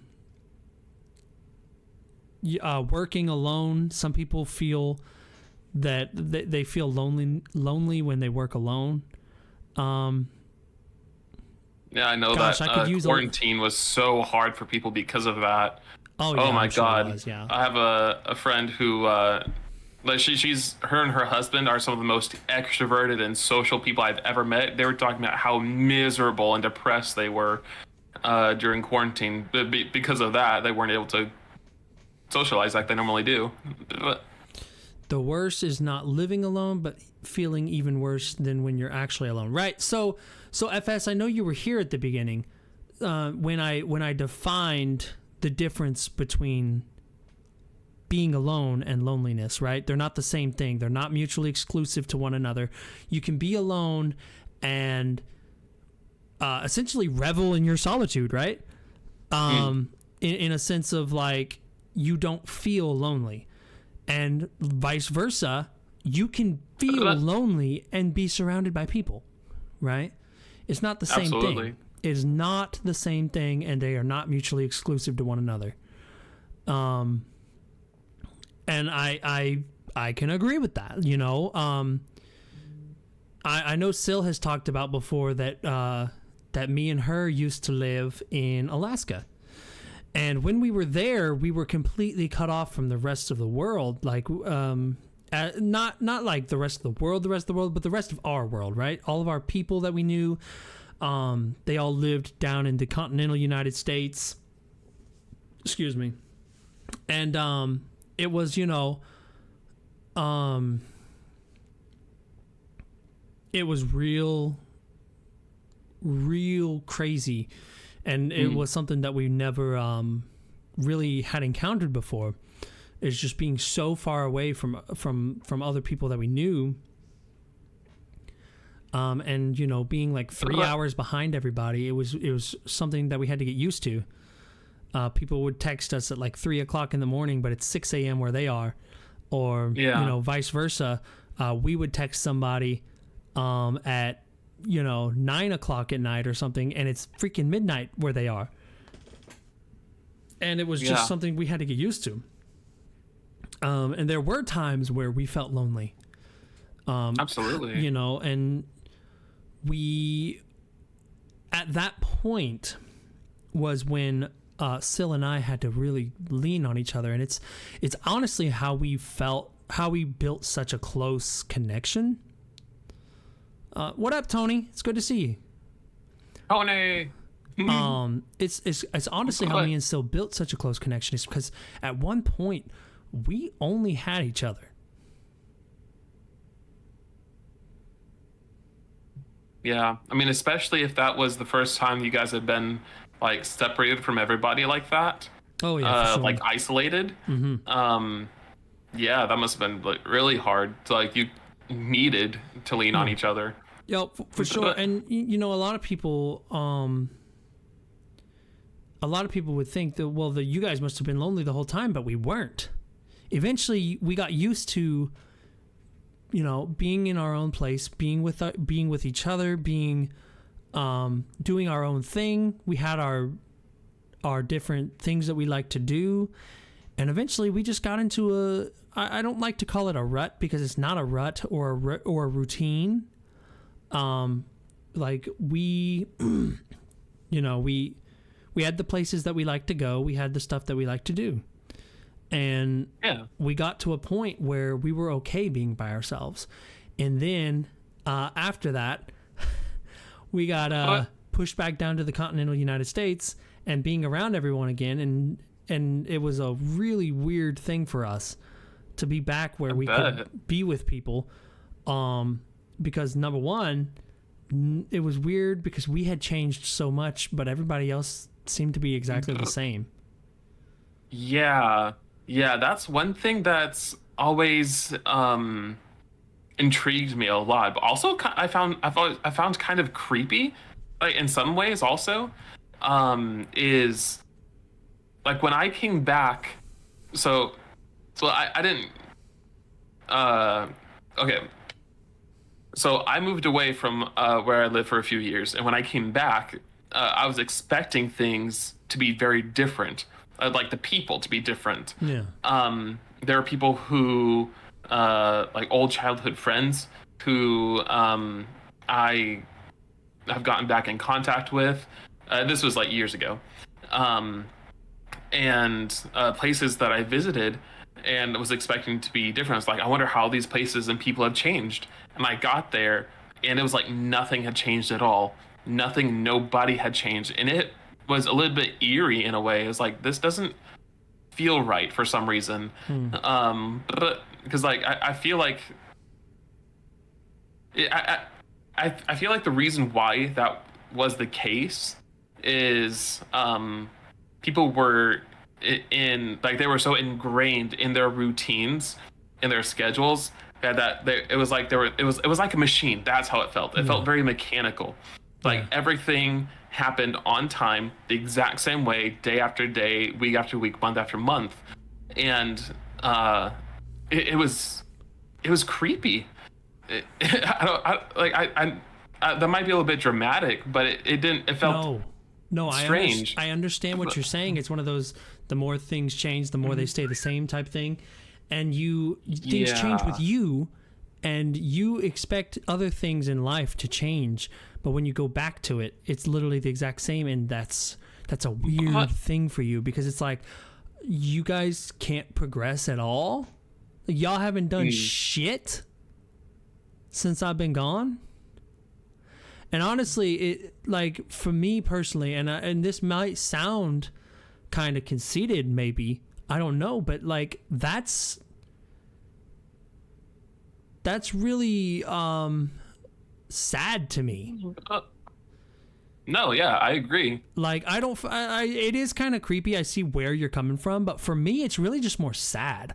Like y'all are good with being the exact same you were 20 years ago, and nothing ever changing. You don't want anything to change. Everything was stagnant. Yeah, and you're good with that. Like that's nasty to me. Like that makes me want to take a shower. Like, and I legitimately mean that. Like I don't like that. I don't want to be the same as I was 20 years ago. See, and the thing that really got to me was people, like when I would visit the people there, because I traveled there to talk to meet up with some old friends, and when they were talking to me about their lives, they would say like, yeah, I'm miserable, like I don't like I'm not happy, and I would ask them, was like, well, do you know what would make you happy? Like what do you want to do? Like what do you want from your life? And they would say, well, I don't know, like nothing, I guess. And then I said, okay, well, do you have any passions? Do you have any hobbies? Things that like spark like your interest? And they said, no, not really. He's like, do you want things to change? And they said, yeah. It's like, well, are you going to take the steps to make the change happen? He said, probably not. Like they just resigned themselves to being miserable. Yeah. And that really got to me. I was like, well, yeah, like you're trapping yourself. Like you're living in a self-made cage. Yeah. No, yeah, and you know, it's funny you say that because I have had the same conversation, like the exact same conversation in the same place, and I know what you're talking about. I know where you're talking about, and yes, I have had that same conversation with different people. Yeah. I don't understand that. I don't get it. I don't understand it. How could you resign yourself to just, this is what life is and I can't do anything about it.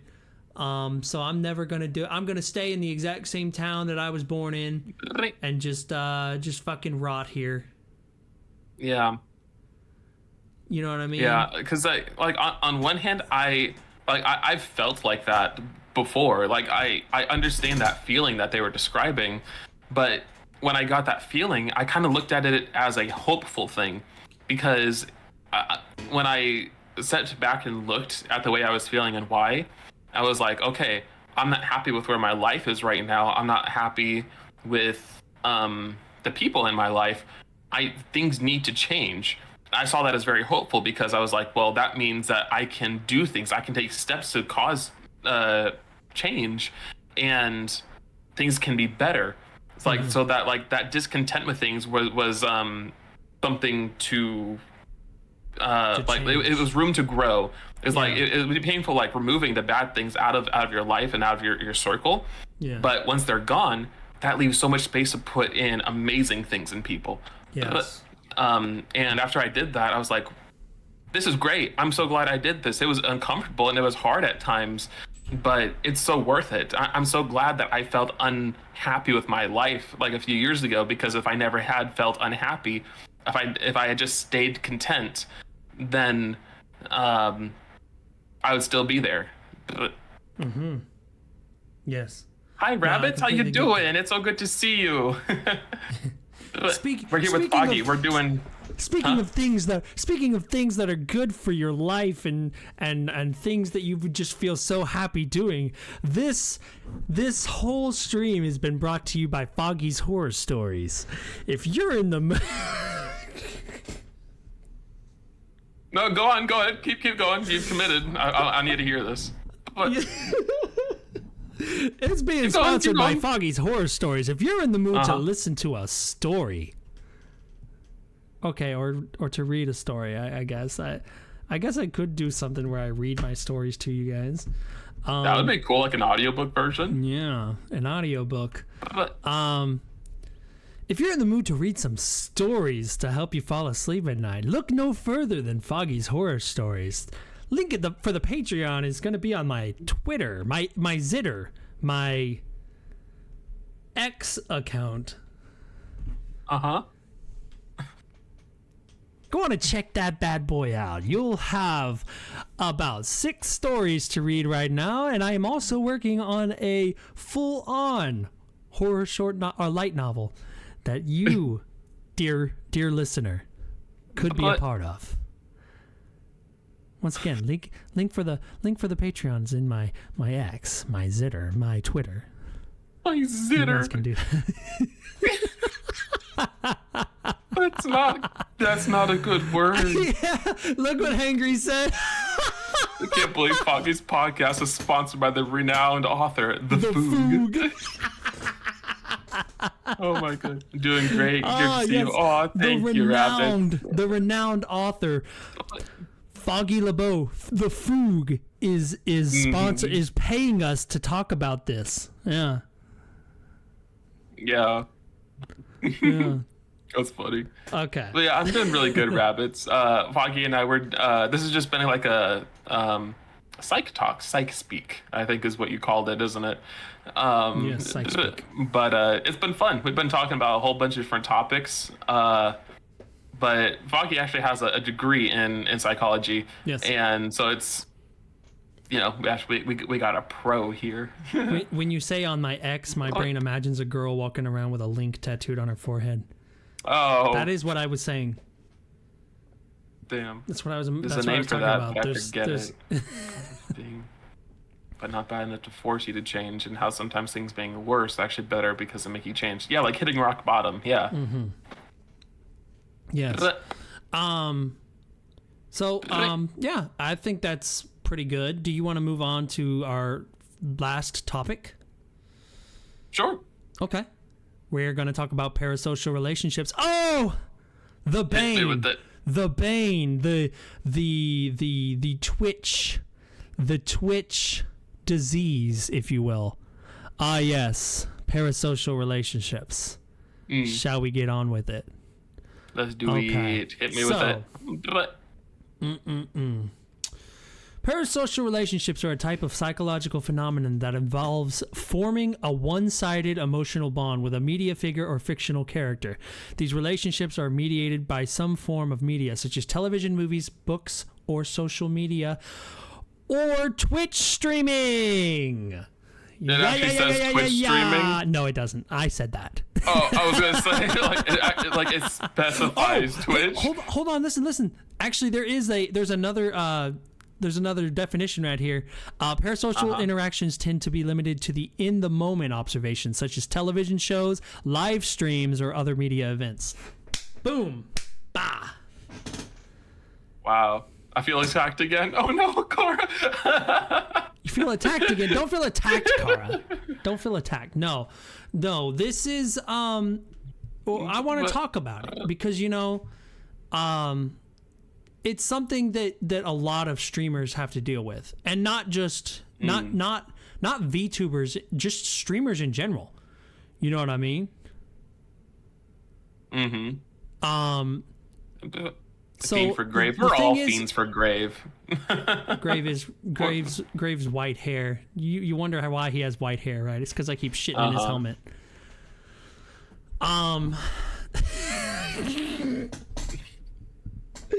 That is a very, very long time running joke. It has not lost its potency yet. Just because it's quite potent. Yes. Yes, just because Grave keeps reacting to it so strongly and vehemently. Why? What, Foggy? How did you do that? It doesn't even make sense. It's all right, Cara. It's perfectly all right. We all love Grave. I'll be in my corner.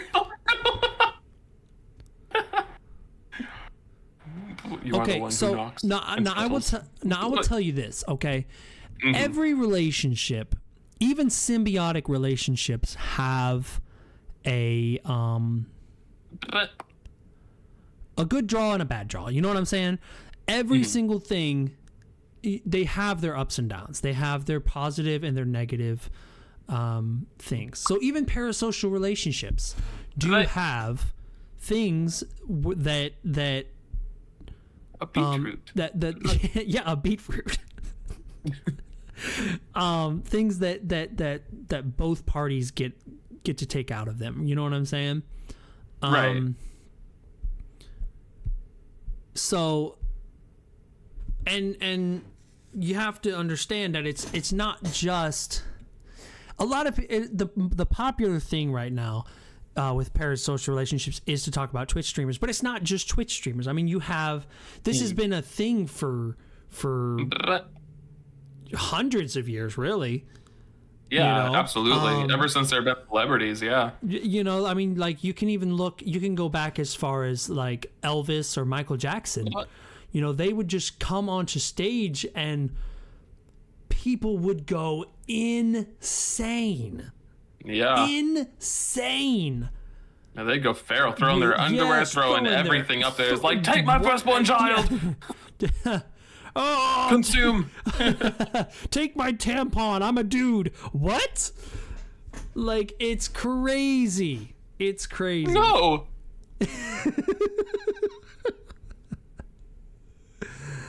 Oh man. But I don't know, Card. That got me too. God damn. It's crazy. But people would just go crazy for them. And it's crazy because like I understand the excitement and stuff, and it's probably just in the moment, you know. But like it's all well and good until it escalates into something more. Yeah, that's the thing. There are people who just like really admire a person and are just like really like rabid fans for somebody. Mm-hmm. But then there are people who take it so far, they believe, like they like wholeheartedly believe that they're in a relationship with this person, in that certain things. So that this is a fairly common thing. Mm-hmm. Eventually, if someone is lonely enough, if they are depraved enough and like mentally ill, sometimes they can start interpreting that things people do on like interviews or live streamers. This has happened to a lot of live streamers. It was like, oh, you touched your nose, or like you brushed your nose a certain way, and that was a signal, like in a past life that. Yes. Like we can sense the other's presence, that kind of thing. Like they interpret like minuscule actions that the person who they're obsessing over as signals to them specifically, and they wholeheartedly believe that they are in a relationship with this person, and so they seek them out. They complete like full blown stalk this person. Mm-hmm. They'll try to find out where they live. They will find where they live, and then they'll camp in that person's like in that garden, in their yard, in the trees behind their house. This happens. There was a live streamer. There were people who found a live streamer's location. Like they obsessed with her so much, they found her location using the reflections in her eye. There was some minuscule detail about where she lived in the reflection of her eye, and her viewers found that. They found out where she lived from that. They went to her place, and it was a full-on like dangerous situation. I don't remember how exactly that ended, but there are people who have died because of this stuff. It's serious. Well, I mean, because here's another thing you have to understand as well. So this isn't just and it's something I kind of already hinted on. It's not just with live streamers or with movie stars or with musicians. We're talking about. This goes back to royalty, like back in like centuries ago. You know what I'm saying? Oh, he's a prince. He's a king. She's a beautiful princess, and you know what I mean? Like these things have been around, and like it would get to the point that it's tough. Oh, it's tough. I don't even have words. Yeah. Like it almost gets to a like a yandere type vibe eventually. Yeah. You know what I mean? Oh, if If I can't have you, I'm gonna kill you so that it's no like, one I can't else live without you. and you're not like gonna sometimes live they'll without threaten me. Yeah, it's like they'll start threatening the person. It's like, you're gonna be with me. It's like you love me. You love you're me. gonna be with me. Like, that's not a question. You love me. Yeah. It's like, and if you ever like reject me, they'll never find your I'm body. gonna drive And if down they the do, wrong your side mother of the will never interstate. recognize it. That kind of thing. Like, I'm gonna drive down the wrong side of the interstate, and if you really loved me, you would try to talk me out of it over the phone. Yeah. Like, oh man, yikes.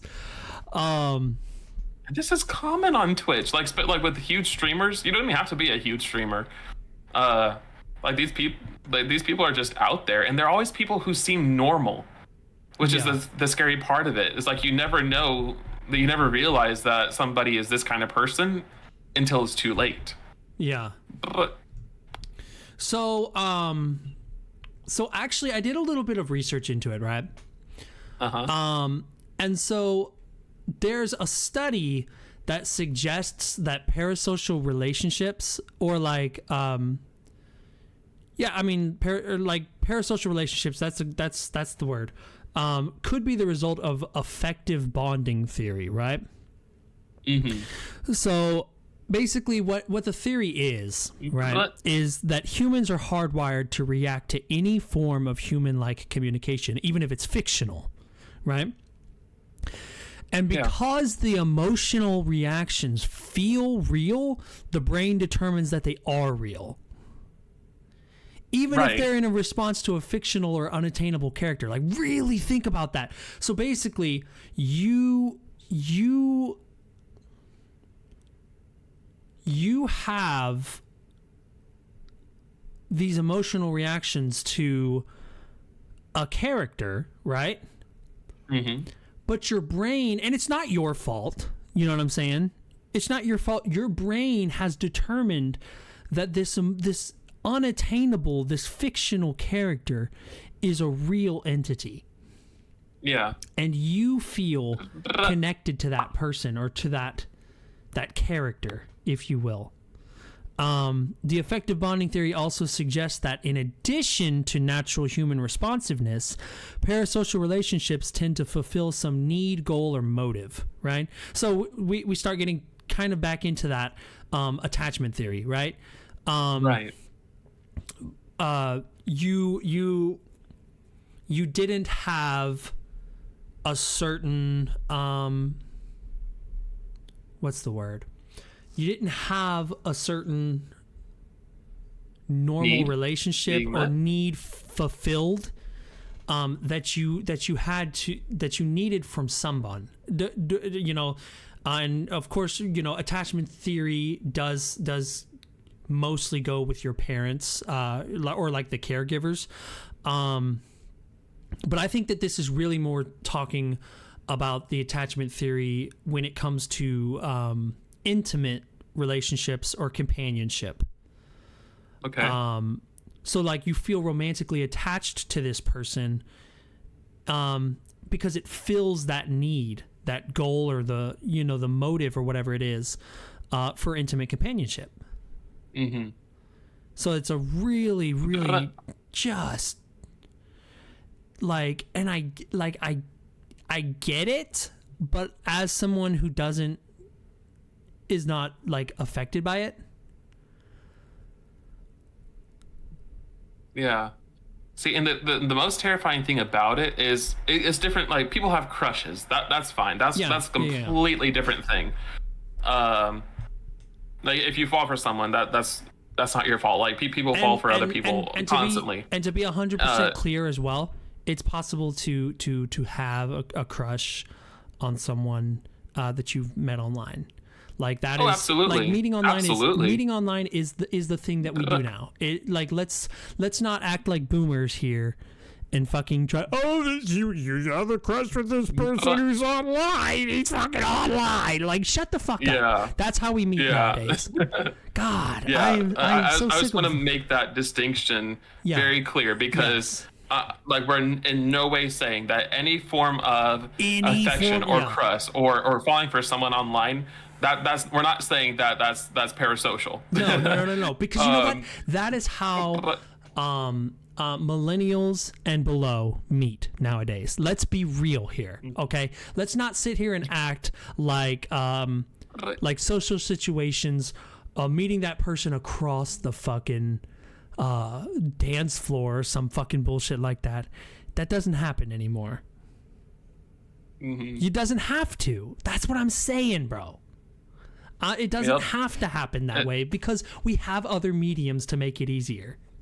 Yeah, exactly. And honestly, I think that by the time if you and I, for just as a hypothetical situation, for an example, let's say you and I are in a nursing home, like when we're like old and gray and like wrinkled up, or when we're prune people.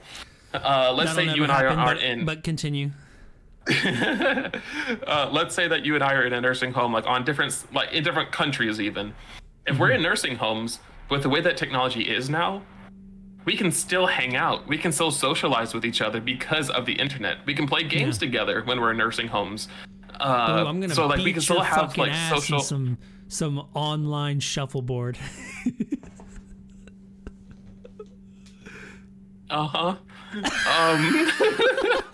Online shuffleboard, you're gonna get your ass beat by my old cane having ass. Like a Foggy, you in the mood for some online bingo? I got me a beach. I forget how bingo works. Yeah, I don't know either. Anyways, yeah. But yeah, because of like so much is online now, it'll make things so much easier for people to stay in touch. I've made so many friends because of streaming. There's May, there's FS, there's Grave, Duo. There's so many people. Yeah. And it's awesome. Yeah. It's awesome. 110%.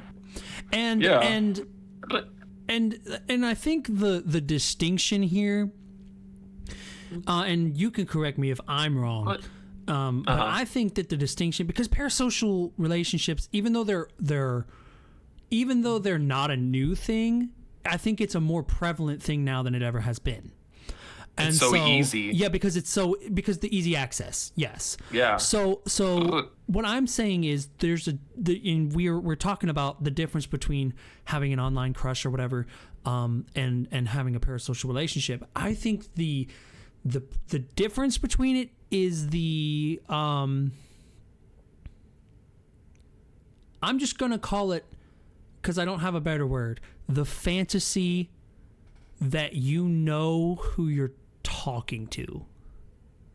And then on top of that, also the obsession. So like, I think it's twofold.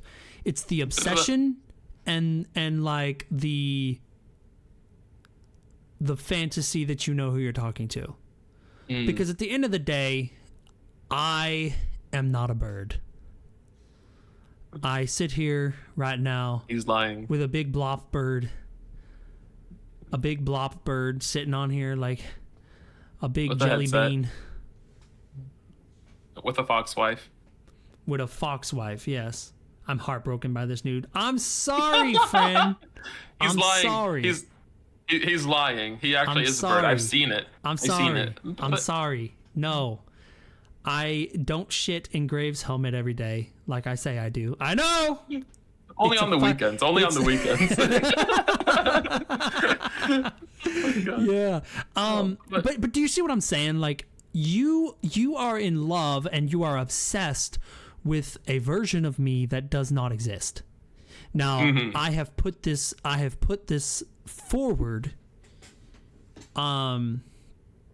I have put this personification forward, but Foggy is not like this in real life.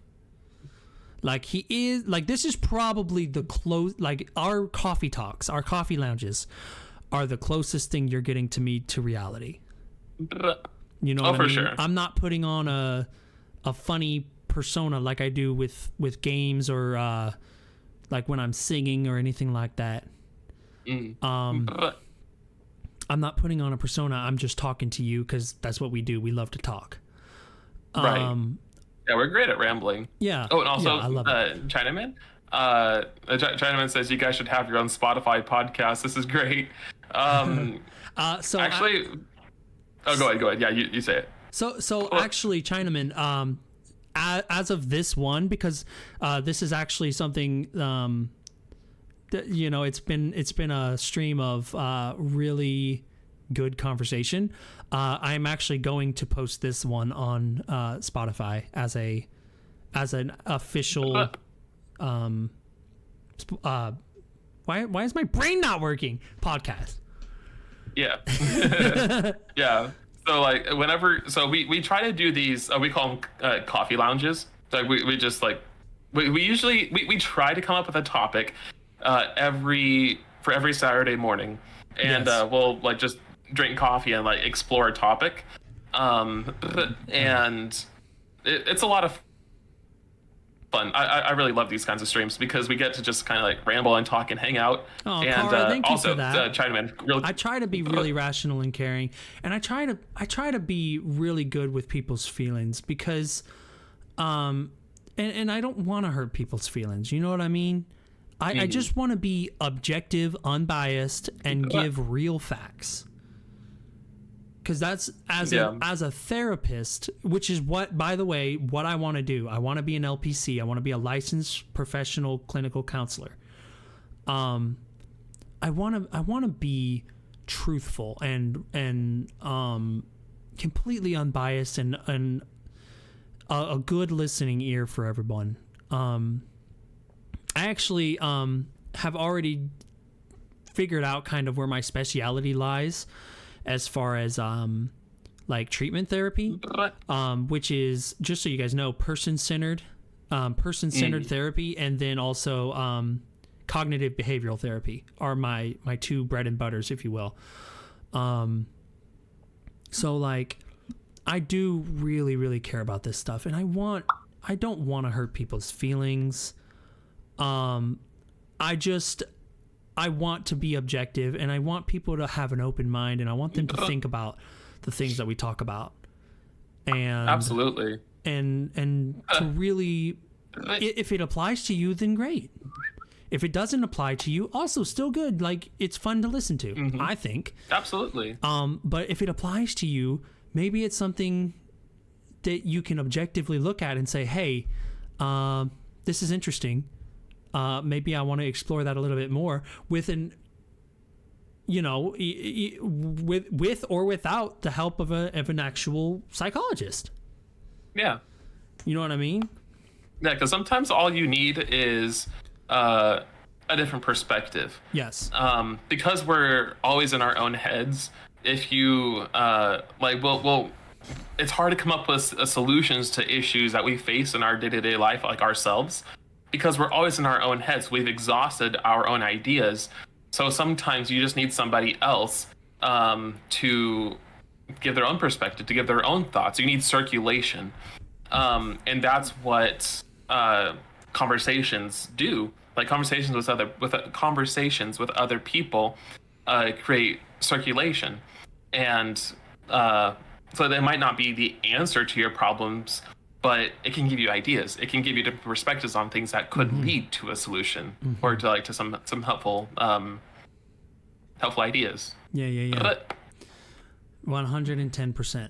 110%. And I think the biggest thing about it is that I try to stay as unbiased and objective as I can. I don't try to put my own opinions into things. Like, I have my own opinions. I do. I'm human. You know what I mean? Absolutely. But, like, I try to look at it from an outside perspective and say, okay, well, what are the facts? And we lay them all out.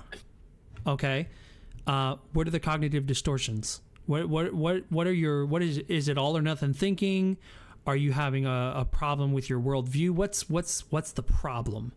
Okay, here's an objective way to think about this instead of the cognitive distortions that you're having. You know what I mean? Yeah. And so that's a huge rabbit trail to get back on topic. Looking at parasocial relationships, I think there is a huge difference between having a crush on someone online and being extremely obsessed with the idea of a character fulfilling that need for intimate companionship. Absolutely. And like I was saying, it's not real. That's the difference, is it's not real. Mm-hmm. Having a crush on someone online is completely different because it's real. You have met this like you know what this you know what I'm saying? Like, yeah, like the thing with a parasocial relationship, I feel with like a big difference between a parasocial relationship and just having a crush on somebody. A really big difference is that with a parasocial relationship, you think you know this person. You think you know what this person is about. You think that they are your partner, or you're destined to be together. What's really happening is you know like little bits and pieces about this person. Yeah. But you're filling in everything else. Like you have about 10% of what makes this person a person, and the other 90% you're filling in with what is filler. Ideal for you. Yeah, filler. It's filler. Yeah, exactly. You're filling it with fiction. Filler. It's fictional. The rest of the 9% is fiction. So it's very appealing to you because it's exactly what you would want and need. Mm-hmm. Whereas a crush is like, this person is really interesting. I like the way that they speak. I like the way that they do things. I like the perspective on things. I want to get to know them more. That could be it. That could be a crush. That could just be like just being interested in the person, when you get to know them better. Obviously, like a crush is like there's some sort of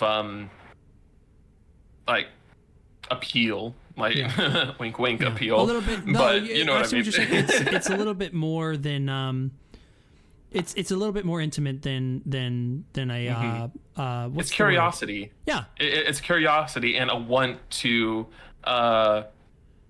learn about them. Yeah, it's like you. It's like so, I'm really interested in like what are you about? Like I want to learn about you. More so than platonically. More so than platonically. I wouldn't say it's quite romantic,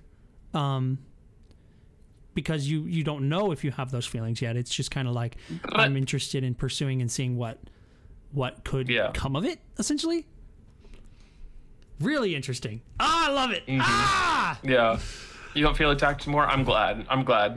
I don't want anybody to feel attacked because we're not talking about anybody in particular. We're just like giving like random scenarios, like things that come to mind. FS said I was the actual filler when I just wanted to feel a connection. Yeah, he says like I also stepped away from someone because they were essentially using me as a filler for when no one more interesting was around. It's like a take what you can get kind of thing. That's not okay. That is not okay. That's one thing. No. So you know, like how after a breakup, sometimes people will use other, like as a what's it called, like springboard or like a rebound. That's not healthy. No. That's not healthy because you're basically trying like to bury the memories of someone who isn't there anymore in somebody else. It was like, well, maybe I just spelunk in these people long enough, then like I'll be able to like shove the memories inside them. Like that, you know, that doesn't work. And then at the end of the day, all it does is make you feel worse about yourself because you've just shown that you are not able to deal with these feelings. Yeah. In what you would in the way that you would have liked to deal with them. Mm-hmm. So it's not healthy for you. It's not healthy or fair to the other person because they're literally just being used. Right. And like it's not a good feeling to be used that way either. But yeah, well, the thing is like nobody wants to feel that way, and unfortunately, it comes down to that the other person is thinking very selfishly. Mm-hmm. And yes, in exactly what FS said, it still really hurts, and seeing that person move on as if I wasn't important to them, it destroys me inside, but I know that this is the best way to go about it, right? So we talked about that at the beginning, right? Like you are the like not you, FS, but I'm saying like this other person, whoever it is the person that isn't thinking about anybody else at the time, right? It doesn't make them a bad person, but at this point they are using somebody else for their own emotional, physiological, or any type of like advantage or gain that they can get, and then discarding them when they're done, right? That's wrong, right? It's a purely selfish action. Selfish reasons, right? At least like with a hookup, like it's a mutual thing. But if you're just using somebody as a rebound, that's different. And there's feelings involved in one person. Well, thank you for the sub, Rabbits. That's so sweet. Yay! I really appreciate that. Go. Thank you. I appreciate you. Yeah, it's wrong. And you know what? It goes back to the whole, you are not obligated to forgive them for what they did. And it doesn't make you a better person to think about it that way. Yeah. Yeah, I'm reading that. I read that, FS. Yeah. That's a tough one. And I would need, as your therapist, which I can't be, by the way, just so anybody knows, let's be 100% real here, okay? I need to be 100% clear. I cannot be any of your therapists. I do not have the licensors and stuff to do that. I'm just talking about psychological things, and if you think it applies to you, that's great. Yeah. Okay, and if you can use it, great. But do not think of Foggy LeBeau as your therapist, because I am not. I am not your therapist. I am, I guess you could kind of say a professional, just because I do have the degree, whatever. Yeah. I don't really equate. You just don't have like the legal licensing. Yeah, exactly. One thing I will say, FS, to you specifically, is, wow. But no, for real, one thing I will say to you, FS, like to you specifically, is that you do deserve to be loved fully by someone. 110%. You do not deserve to be a side piece or something that is just there when it's convenient. No. You deserve better than that, and I wholeheartedly believe that there is love out there for everybody. 110%. So don't settle for anything less than that. Agreed. Because you deserve to be loved 100%. And to be also 110%. If you was to say, you know what, this is wrong, I couldn't do this anymore, I'm going to cut this person out, or you know whatever it is, I 100% would support that. Absolutely. No, if you're being used, you absolutely are. If you're being used, like, cut them out. That's not okay. Being 100% clear and not beating around the bush. Yes, 110%. Yeah. It's wrong. It's wrong. You know. I agree, Kara. Yes. FS is an amazing person. Yes, 110%. So, yeah. And here is the. Here's the thing that I really wanted to get into. So, when looking it up about parasocial relationships, and I wanted to talk about the good and the bad in them, right? Okay. So, and then I think we can wrap it up, because this one doesn't. It's not really as in depth as like loneliness, for instance. It doesn't have that many different things surrounding it. Okay. So the last thing I wanted to talk about parasocial relationships is the impact that it has on the mental health of both sides, right? So we talk about everything has a positive and a negative, and parasocial relationships are no different. There's positive and negative mental health consequences for that, right? Okay. Excuse me.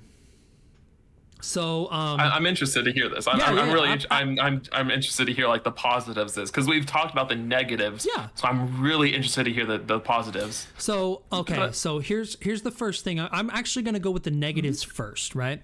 So on the negative side, parasocial relationships can lead to unrealistic expectations, right?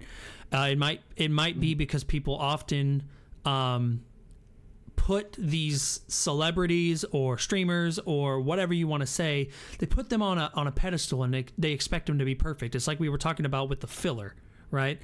They idolize this, or idealize, that's the word, not idolize. They idealize this person in their brain and make them into something that they could never live up to, right? Because at the end of the day, this person, this character, or this celebrity, this musician is still only human. And they couldn't possibly live up to the thing that that the person on the other side has turned them into in their brain. And the unrealistic expectations could also involve your own self-image, right? They can impact how you view people around you, right? So you essentially you could damage the relationships that you could be making around you because you're putting this parasocial relationship on this giant pedestal, right? I do mean in the romantic setting, right? You're damaging these. Oh, you're not going to settle for this person because you've got this standard of person on the parasocial end, right? That's a really good point, because you start to ignore something that could be the best thing to happen to you, or like a person or relationship in real life, but you decide to pass that up because of your parasocial one. Even if it's someone that you may never meet in your entire life, right? I'm never going to meet Fran Drescher. I'm just not. Okay. She was like my first celebrity crush when I was a kid. Okay, I wasn't sure who that was. Yeah. Oh man, I thought the nanny was so hot. Anyways, that's so funny. That kind of shows my age too. But like that's what I'm getting at. Is like it could be damaging to not only how you view yourself, or to how you view the person and try to make them perfect, but it could damage the relationships you could be making in your actual waking life. You know what I mean? Which would lead to more loneliness, right? And like a greater need for the parasocial one. So it kind of becomes like a cycle that just feeds on itself. It's a cycle. It's a cycle. That's such a good point. Yeah. And another thing is when you are emotionally invested in someone, whether that's, the character, the streamer, the musician, whatever, you might feel extremely empathetic with what they experience, to the point that it can actually affect your mood in real life. Yeah, because there's a type of PTSD where it's not because you personally went through something. It's like you hear about somebody went through, and then it affects you so deeply that you're traumatized by the idea of it happening. Right? It's like PTSD by proxy. But that's it. It's like by proxy. Yeah. Think about that though. Really think about that. That this person whom you do not know, that you will probably never meet in your entire life, that they may be in a completely different country than you, is having a bad day, and you feel it, and now you're having a bad day in real life. That's not healthy. Yeah. And let me be 100% clear that not all of those relationships are harmful. But it's just something that you really have to watch. Okay. So by that logic, let's go back to the positive side effects, right? Because we don't want to just focus on the negative. We want to end on a positive note. Right. So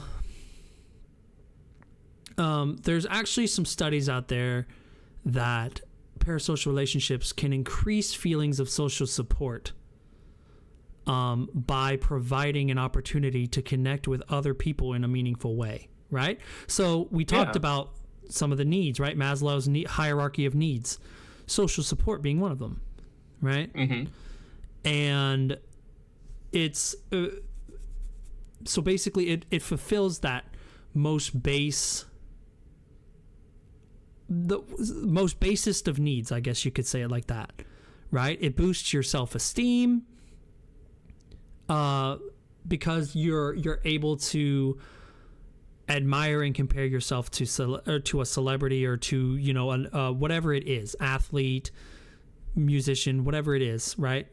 It helps you to make positive changes, like with motivation and health and wellness and stuff like that. Do you see what I'm saying? Yeah, absolutely. It gives you a sense of community. Like, right. because there are some people who, even though like they would absolutely be the type of people who would engage in the community like in person, like in a real life community, sometimes people don't have the option of doing that. So they can get that sense of community from an online community. Yes. And like take Sill's community for example. Like Sill has such a wholesome Discord.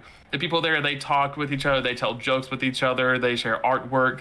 It's such a wonderful community. It's really lively. Yeah. Really exactly. Lively. Yeah. And that's wonderful. That's awesome. That is I feel like a really good example of like what you're talking about with like a healthy kind of online community. And something that's like also you have to look at, and actually Sill's community, I'm glad you brought it up because it's a perfect example, right?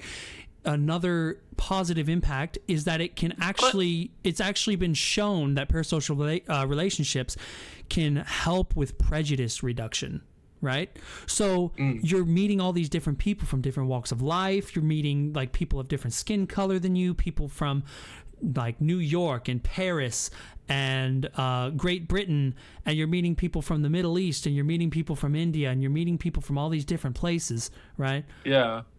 And you get to know them, or at least, you know, the persona that they put online. Right. And it actually helps you to diminish real life prejudices towards the groups that you may or may not have viewed in a negative light previously. Like, really think about that. How cool is that? No, it's awesome. It gives you the realizations like, wow, these people aren't like, because they're not what like, I when thought. it comes to prejudices, people think like, oh, like the French spit on the ground, how dare you? But then they start speaking with a French person, like in a Discord community, for example, and they're like, oh wait, they're just a person. They're just a human. Yeah. It's like why did I have this negative stereotype, or like this negative like idea of like everybody who is French? Just again, an example. It's like those Portuguese people that I know. Ugh. Oh my God, not the Portuguese, please. I could rant all day about them. Like, oh my God. Oh, don't get me started on the Portuguese. Ugh. Not the Portuguese. Ugh. Just all those terrible things that they do, and those really bad things that they say and do all the time. Ugh, I know, they're so the Portuguese. Lifts fists. Oh man. Oh my God, we love UFS. Oh man. So like it's just there's a couple of things. What? There's a couple of things that parasocial relationships may or may not, you know, like once again, this is just research done, and like just some things that could be one way or the other, and once again, nothing is finite or infinite, I guess is the word. Everything is finite in psychology, right? It's always bound to change. Research is always evolving. So like it's just something really cool to really think about and to look at from a more unbiased objective standpoint. Absolutely. No, because like when you think parasocial, like immediately, at least my mind, it immediately goes to like the negative parts of it. You never really think about the like the positive things that could come from it also, and that a lot of times, like for the most part, do come from it. But the negative parts, like the negative stands out so much more than Yes. positive. So with most things, because it's much more uncommon. Yeah. But it's also much more extreme, so it sticks out more. Like if you have a white sheet of paper, and it's perfect everywhere, but in the corner or like in like on the side, there's like a tiny black splotch. Your eyes are immediately going to be drawn to that because it's different. Like it stands out more, and that's what we do with positives versus negatives. Is the negatives stand out so much more than the positives, so we focus on those more. Like for me, right? Like, and I can actually think of a perfect example of this, right? I go to the gym all the time, right? At least I just got back into the gym because of shoulder injury. Right. But like I go to the gym all the time, and not to brag on myself, but like I have gotten like pretty muscular. Yeah, you swole, you juicy I'm boy. pretty swole. I'm a pretty big boy, but I have no like abs or anything like that, right? Or I have abs, but they're just under a nice layer of chonk. And it seems to be the thing that I focus on whenever I'm, looking at myself in the mirror, or when I'm getting ready for the day in the morning. The only thing I focus on is the fact that I kind of have a little belly. You know what I mean? But I don't focus on the fact that I have these giant ass arms, and I have like these really broad, massive shoulders. In the back. Or my back looks pretty good now. Or that like my pecs are just like huge. Like I'm a big fella. You know what I mean? And I say that in a silly way, but you know what I mean. Like at the end of the day, I don't focus on any of that. I don't focus on the fact that I'm built like a dwarf from the Mines of Moria. I focus on what do you mean? A dwarf? I'm short. I have a huge. Oh well, I guess I'm kind Aren't of. you a little bit taller than I am? Am I taller than you? No, I think we're about the same. I think we're about the same height. Yeah. But like, I guess I'm kind of about to dox myself, but not really, because I mean nobody really knows what I look like. I can just say. I don't even know what you look like. I've never seen. I've never seen. I don't even know what a mirror is. I've heard of them. But I'm really super short. I'm stocky. I'm like 230 pounds. I have a giant beard. And like super long hair. I'm a dwarf. I'm a dwarf from the Mines of Moria. I would not call you short though. Okay. Okay. I'm average. I'm average height. Yeah. I really was meaning more of the stalkiness, because I'm a really stalky. I shouldn't be as big as I am for how tall I am. I know. I feel like you are very fan shaped, and I think you're portioned out very nicely. Especially in my pants, man. What? I didn't say that. What did you just say? I didn't say nothing. Say it again. Say it again. You can't make me. I don't do what people tell me to do. I do it when I want to. Here you go, King. You drop this. My God. Oh man. Fantastic. What a good episode. I agree. This was a lot of fun. I really liked this one. This is good. We need more.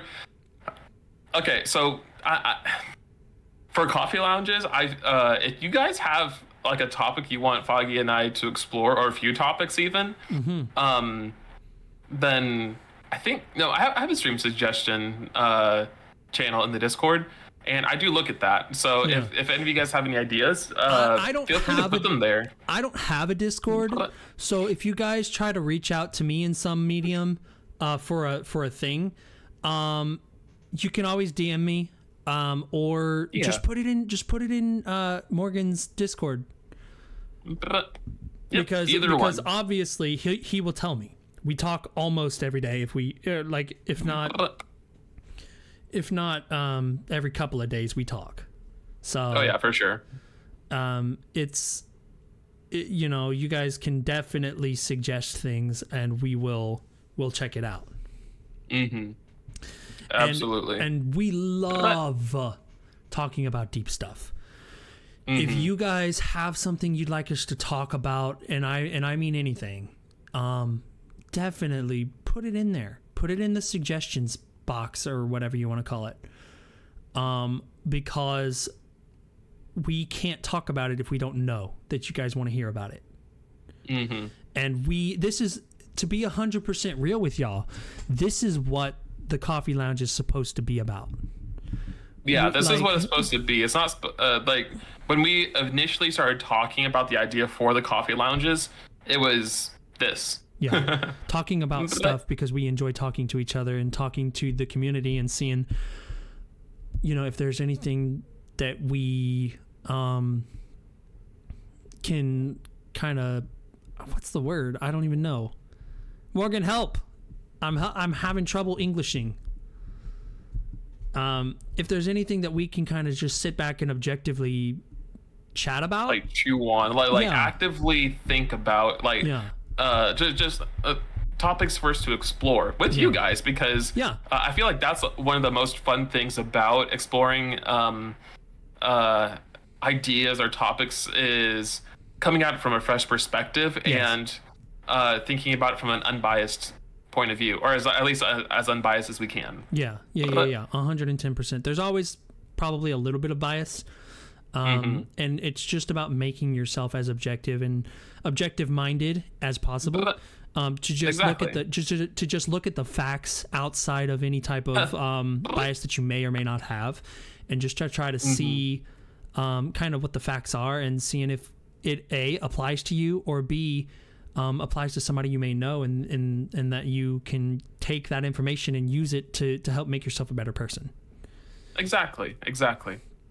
So yeah. I will state this right now. This episode will be going on my YouTube. If you guys want to go over to YouTube and follow me, Foggy LeBeau, just like it's spelled here.